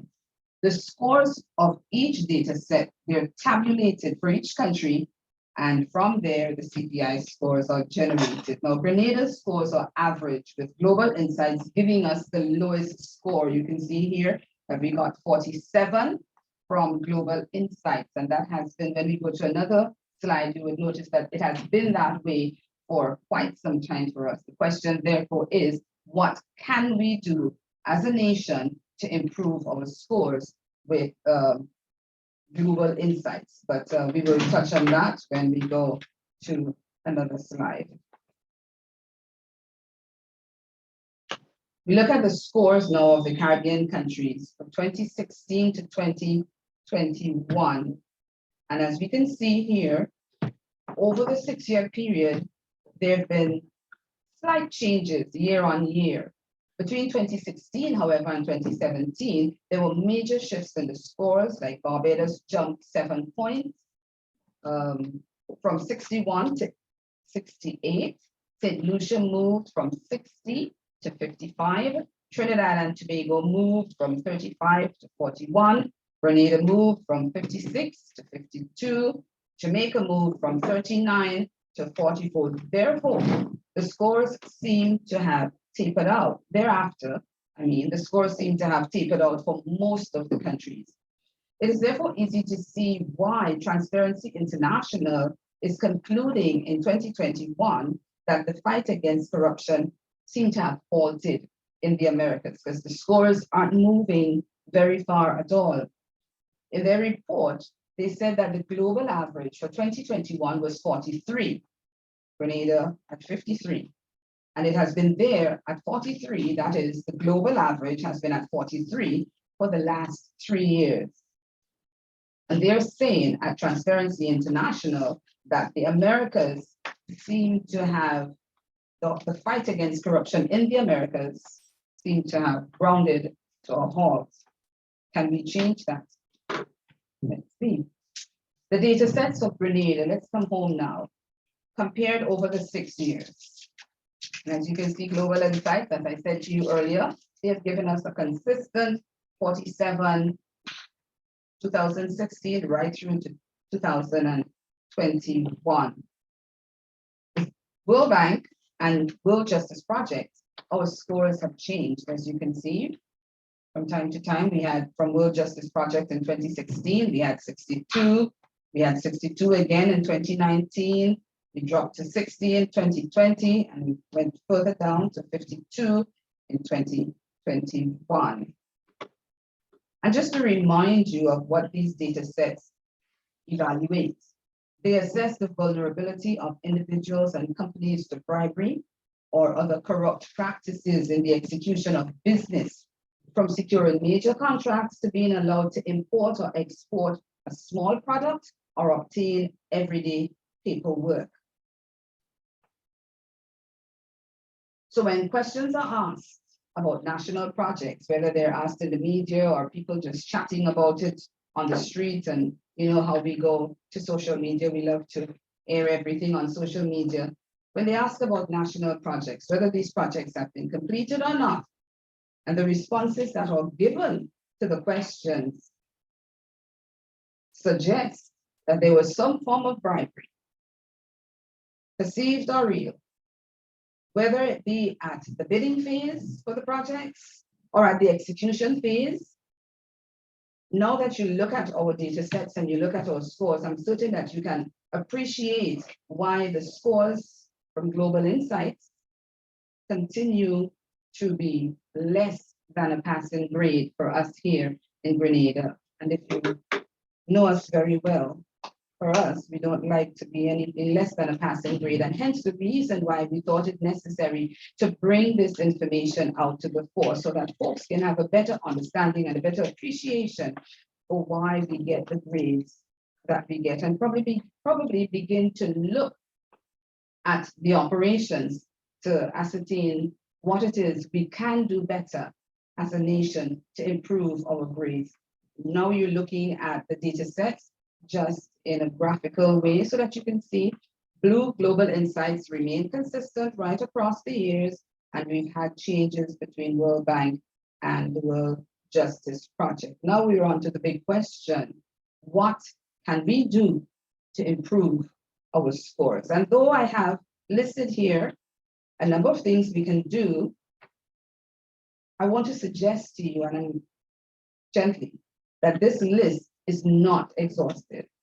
I'm sure that you can look within your organizations and see other things that you can do to improve how we function and ultimately our scores. We can conduct risk assessments and act upon the results to reduce risks and vulnerabilities to corrupt practices in public bodies. And hence the reason why I said that Dr. Koranteng in his presentation has set the stage for the delivery of this information on the CPI. We can increase engagement of civil society organizations in the fight against public sector corruption. We can engage in compliance and ethics training for public sector officials. We can promote transparency, accountability, and access to information. We can encourage and protect people who come forward to report corruption, and most times they're called whistleblowers. In Grenada, we do not necessarily have a whistleblower legislation, but what we do have is the Prevention of Corruption Act, which has provisions for the protection of public officials, public officers, or anyone in particular, employees. We protect them from victimization should they choose to come forward and expose corruption.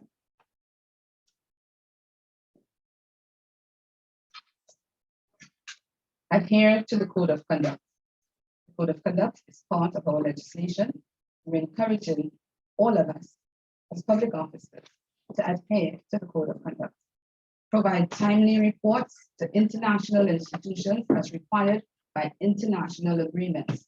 Our governments go and we make agreements with organizations that assess our operations. And when we do not provide timely information, let's say to the World Bank, from which Global Insights get some of their information, then the information that they would be putting out about Grenada may not necessarily be the truth, because we may have moved forward, we may have introduced new legislation, we may have increased our compliance, but that information was not provided to the international community that needs to get that information so that they can properly assess us. If we do not provide that information in time, then our assessment will always be not what we would want it to be. So we need to provide timely reports to the international institutions as required by the international agreements that we've signed. We also need to have timely implementation of recommendations that would assist in the fight against corruption. Many times these institutions make recommendations to us after we've had our meetings. We come back with these recommendations and we sit on them. If we sit on them, we do not implement them, then we would definitely not receive the passing grades that we want to receive over time. So if we implement these recommendations in a timely manner, we stand the chance of seeing an improvement in our scores. The gift registry. Many of us have heard of the gift registry. When we had our last session with the SMBs, we spoke about the gift registry. We encourage you to use the gift registry. That assists in the transparency and accountability of all of our public officers. So please use the gift registry. Manage conflict of interest. Our society is small. Many of us wear multiple hats, and as a result, there could be, and there would often be, conflicts of interest. How we manage the conflicts of interest is what would help to determine how our transparency and accountability practices. So let's manage our conflict of interest in accordance with the schedule in the Integrity in Public Life.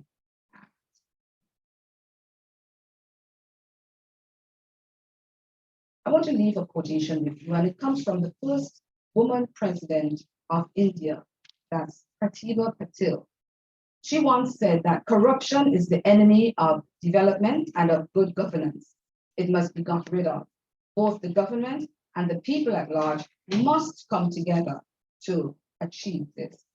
As I end this presentation, I encourage us to take on board that philosophy and serve wherever we are with dignity and integrity.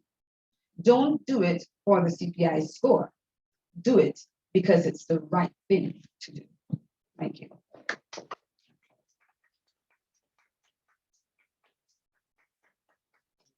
Thank you very much, Mrs. Humphrey-Best. And I think from where we are in the commission, and I trust that our colleagues who have all joined us online appreciate the analysis that has served to break down the statistics and almost demystify them so that we get a better understanding of their meaning. At this time, I would like to invite Dr. Koranteng just to share again, just some brief comments on this particular aspect of the Transparency International and its relationship to Grenada. Thereafter, we will have time for some questions. Dr. Koranteng, again, thank you.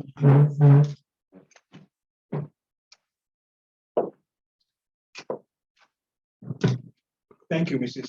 David. I think you have done a good job. I was presently surprised, I mean, impressed. Not surprised, but impressed about what you have done.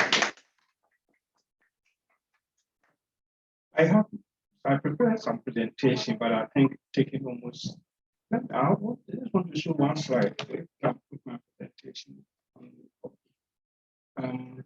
I'm taking most of the what I was going to present, so I will not repeat. Except to add on to what you have presented, and that will have implication of your scores as you presented.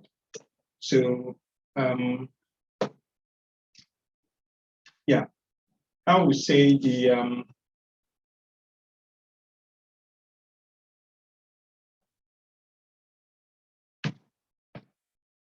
what does this scores and the figures that you have explained eloquently to us mean? I just want to make this point. A country score can range from 0 to 100, and 0 indicating high level of corruption, and 100 indicating low levels of corruption. So it is a composite index, as we've explained, a combination of polls and data sets drawing on corruption-related data collected by a variety of reputable institutions, as we have explained. My point will mean that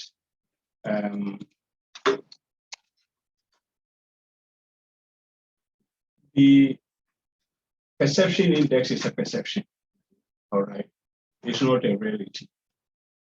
However, it has been made to mimic a reality that when it is released every year,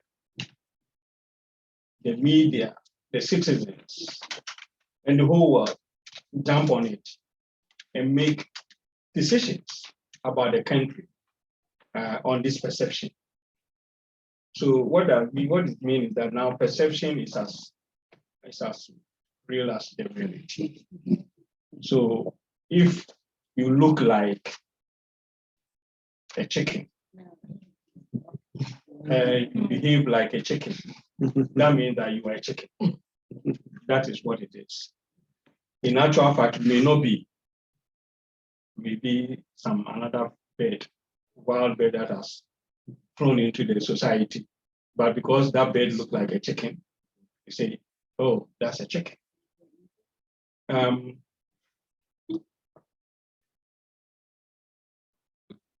If you look at your, that 0 to 100 is the spectrum. The explanation says that any country results that is below 0 to 49, the explanation means that corruption is endemic in your society, in your country. So if you have 49, 48, or all the way 30 to 0, that means you are very corrupt, according to the Transparency International explanation. If you have 50 and above, that means you are doing better in fighting corruption. So I look at this, and I look at the work Grenada, for that matter, and Integrity Commission have done. Now, if you look at, as we explained, from 2016 to 2021, you consistently above 50, 52 to 53 to sometimes even got 56. Yeah. I think 2016 was your highest. Yeah. Right. The implication is to start with, to say that according to this record internationally, Grenada is doing well in terms of fighting corruption, because you are not below 50. Consistently, you are above 50. And that explanation is that all countries that are above 50 in their scores are doing better in fighting corruption. Of course, that doesn't mean that you have done well to the point that there's no room for improvement. No. In fact, the best country will not have 100%. So there's always room for improvement. Another thing is that you look at the fluctuation. Some countries will fall from maybe, if you are 50, they come to 48, then go to 49, then go to 50, then go. See, the fluctuation also count. For you, you've been consistent. Above 50, or you have never fallen below 50. So that means that you are doing something well, and you have to continue to do it better. Another implication is the way the questionnaires are designed and completed. You see, the laws are one thing. Yes, you can, as you mentioned, those laws and everything in code of ethics and all that. No. The individuals Grenadians who complete those questionnaires have to be careful. Yes, it's questionnaire that's submitted by the World Bank, by the Global Justice, by whatever. They use 3 data sets, even though I have a problem with 3 data sets, as against 13 data sets, as against 7 data sets, as against 10 data sets that you are using for various countries, and at the same time you are grading them the same. I have a problem with that. And last time we had a conference, I had a very heated exchanges with this Transparency International person who delivered it. Of course, he accepted it, but that's what it is. Because I don't understand that you use 13 data sets, you use some 7, some you use 8, some you use 3, and then you graded them on the same basis. Because it's going to have impact on the results. Not so. Yes, if you have children or school boys and girls and you are grading you, I'll grade you your position 1 to 10 or 1 to 30, depending on the class. But I'll use only 2 or use 3 of your exams to grade you. I'll use 10 of your results to grade you. Then I'll use 7 of your results to grade you. How are you going to grade them? And say you are number 1, you are number 2, you are number 3. That is the challenge I have. But that's what it is. So I think that when they send this survey, please take your time and complete them very well, because it's going to have implication on your results. The thing that you're doing in your office, they send you results. Because mind you, you will never send this questionnaire to government. Government and government officials have nothing to do with this data set. They use private citizens, ordinary citizens, businesses, and other areas, other citizens to do it. They won't come to government, official government, to say that you are the official government mouthpiece. So complete this result, this questionnaire for no. They use individuals in the country to answer this survey. So what it means is that you have to be very thoughtful completing this questionnaire, because it's going to affect your position on. I'm not saying you should lie, but also you should take it seriously. Give accurate information so that you can get the actual thing. But by and large, my point I want to make here is Grenada has not fallen below 50. So it means you are doing well in fighting corruption. You should continue and improve upon. So long as you are above 50, 51, 52, 53, all the way to 56 is a good order. That's why when we're publishing the book that the chairperson showed this morning, we selected the best. I think there were 6 countries, the top 6 countries in fighting corruption in Grenada. Sorry, in the region, sorry. And Grenada was one of them. That means that you are doing well in the fight against, yes. So this is a book that we did. And I could see that the Commonwealth Secretary General signed this for the chairperson. And that book, if we look at it, what I was sought to do with this book is that they were giving too much negativity around developing countries in terms of fight against corruption. That in our developing countries, there's nothing good about fighting corruption. It's all gloom and doom. That's a no. So this book showcases countries who are struggling and who are doing better in fighting corruption. And there's lessons to be learned. So how are they fighting corruption in these various countries who are supposed to be the least corrupt countries in the Caribbean? I did one for Africa, and I've done this one for Caribbean. And I was happy that Grenada was featured. And I look at Grenada results, and it was captured in there. So the message we sent across was that there are lessons to be learned by countries who are doing well in fighting corruption, even though there's room for improvement. But we should celebrate that and share that experiences across, so that countries that are not doing so well will learn from countries that are doing well in the same region. You don't have to go and learn anything from Europe or US. Learn from your Caribbean region, because countries like Barbados, Grenada, St. Lucia, St. Vincent, Bahamas are doing very well. And there are case studies that show that they are doing very well. And we should learn from them and celebrate those achievements. So that's what I want to say. Question. Yes, please. Yes. We've got a question coming in to you, Dr. K. Well, I said Mrs. Best or Dr. K, but you're at the podium, so we let Dr. K answer. The question is coming from the TCI, and it is, what can be done to compel MDAs to provide information required by international bodies that conduct assessments against their standards? There is a perennial complaint that there are significant data and information deficits in the Caribbean, which impact us on a range of issues from accessing aid to ratings on anti-corruption, money laundering, and other indices. Can you provide any examples where an intervention has resulted in successful outcomes in any Caribbean jurisdiction regarding access and provision of accurate, relevant data? Well, first and foremost, the first part of the question is interesting. What can be done? I think that's the most relevant thing. And that's what we are trying to say. First, we need to educate our people. Yeah. It's all about education.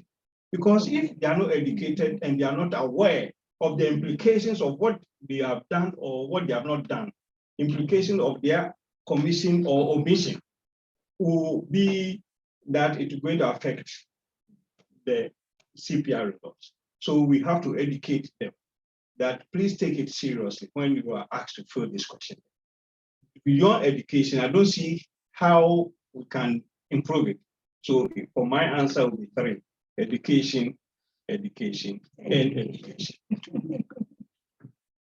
Have I seen any example in the Caribbean region? No, because you see, I'm not the one collecting those information, and I don't analyze them. So I wouldn't know.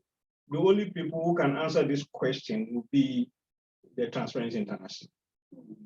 They collect this information, analyze it, and come out with the results. I'm not party to it. I just see, I read it as anybody else would when it was announced.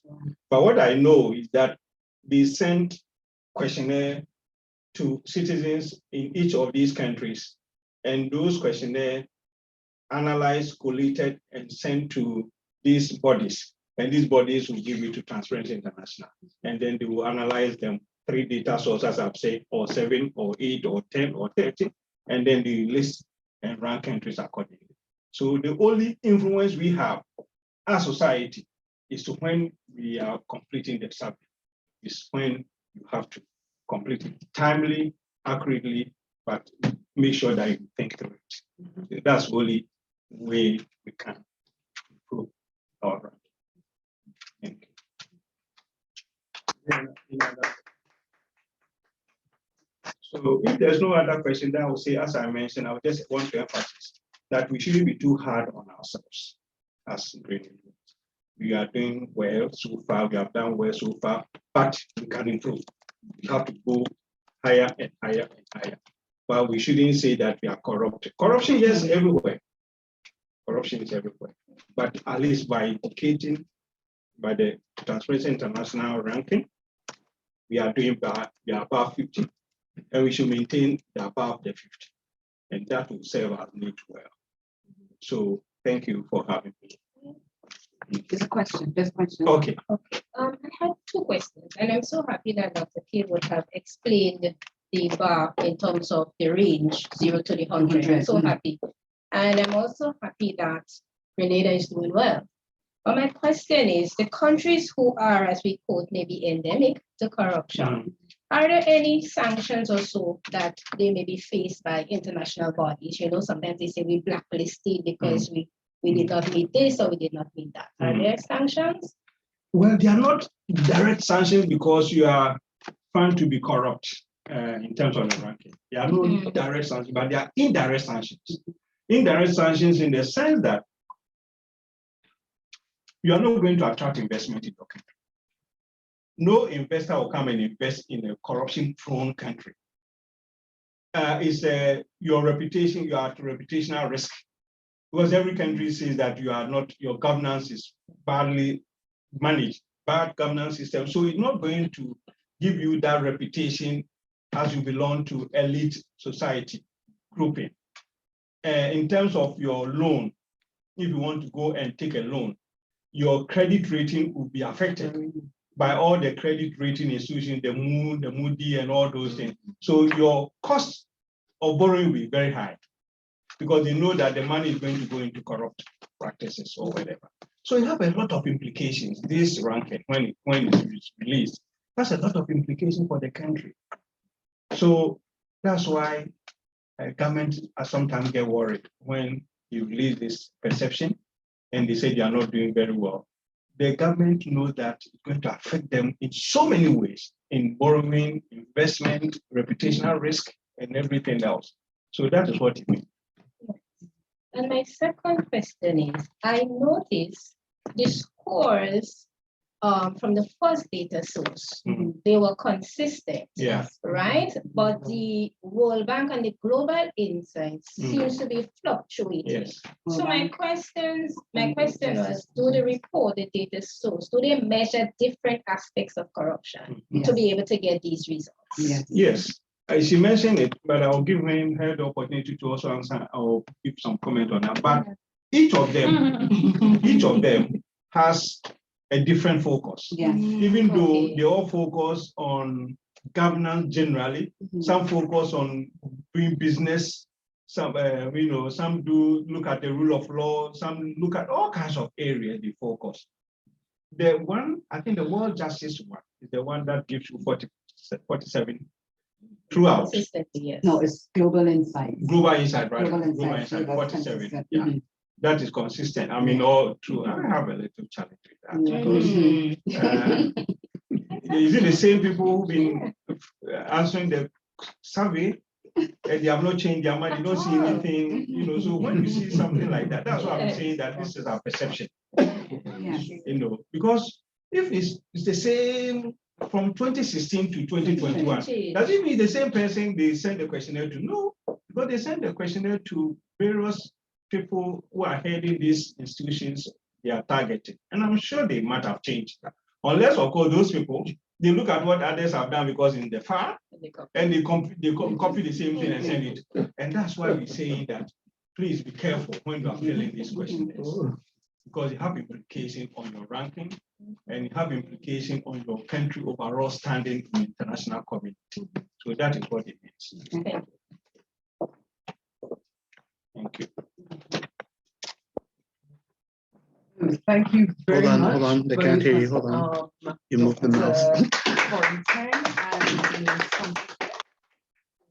Last presentation, which has certainly, I think, as I use the word demystify, to kind of help us to break down what does it really mean, and also to put in context individual role and responsibility as it pertains to, we would say anti-corruption, but we know that that then converges into our economic development, the standard and nature of our societies, etc.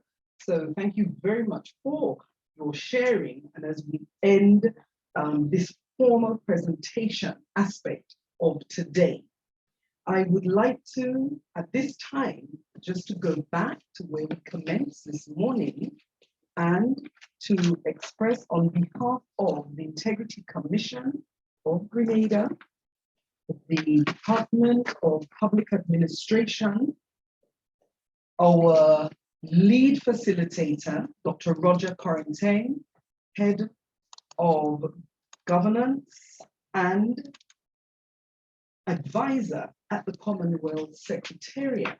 And of course, it is important to make mention of Government of Grenada, who pledged in 2017 that we would engage in an activity of this nature.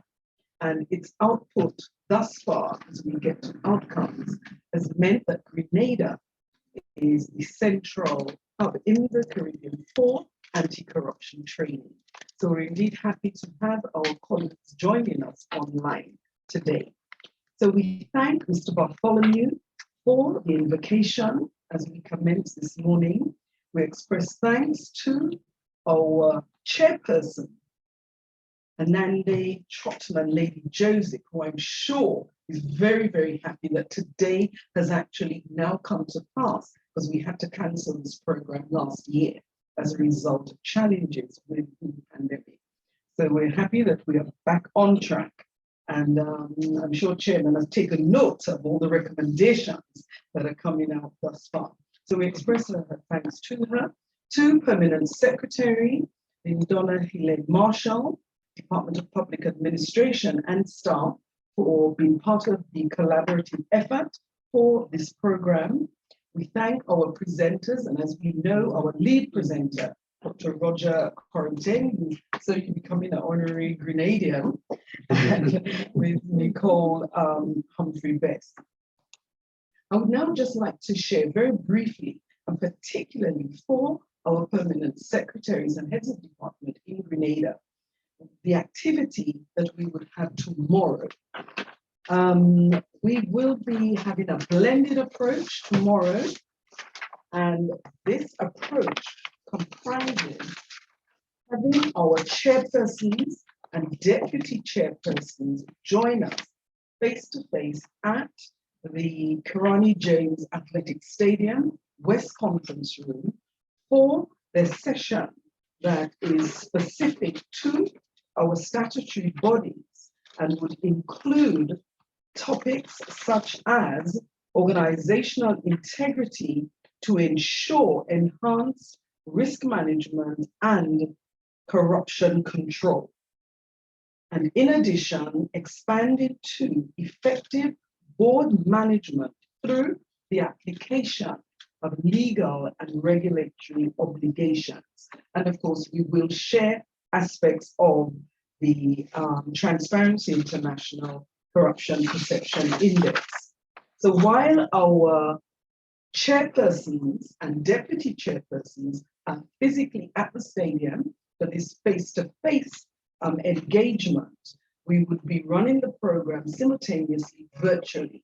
So our CEOs, deputy CEOs, and all other directors of our statutory bodies will be able to join us online. And of course, the invitation has been extended to our regional colleagues.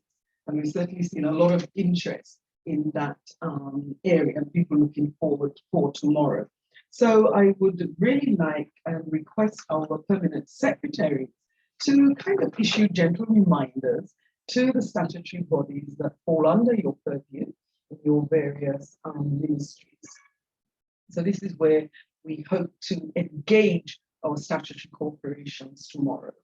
So at this time, it leaves for us at the Integrity Commission to express again our thanks to everybody. And the final person I'm going to thank is Mr. Richards, our IT service provider, for ensuring everything has gone well. And we look forward to seeing you and you being online tomorrow. Thank you very much. Enjoy the rest of the afternoon. Thank you.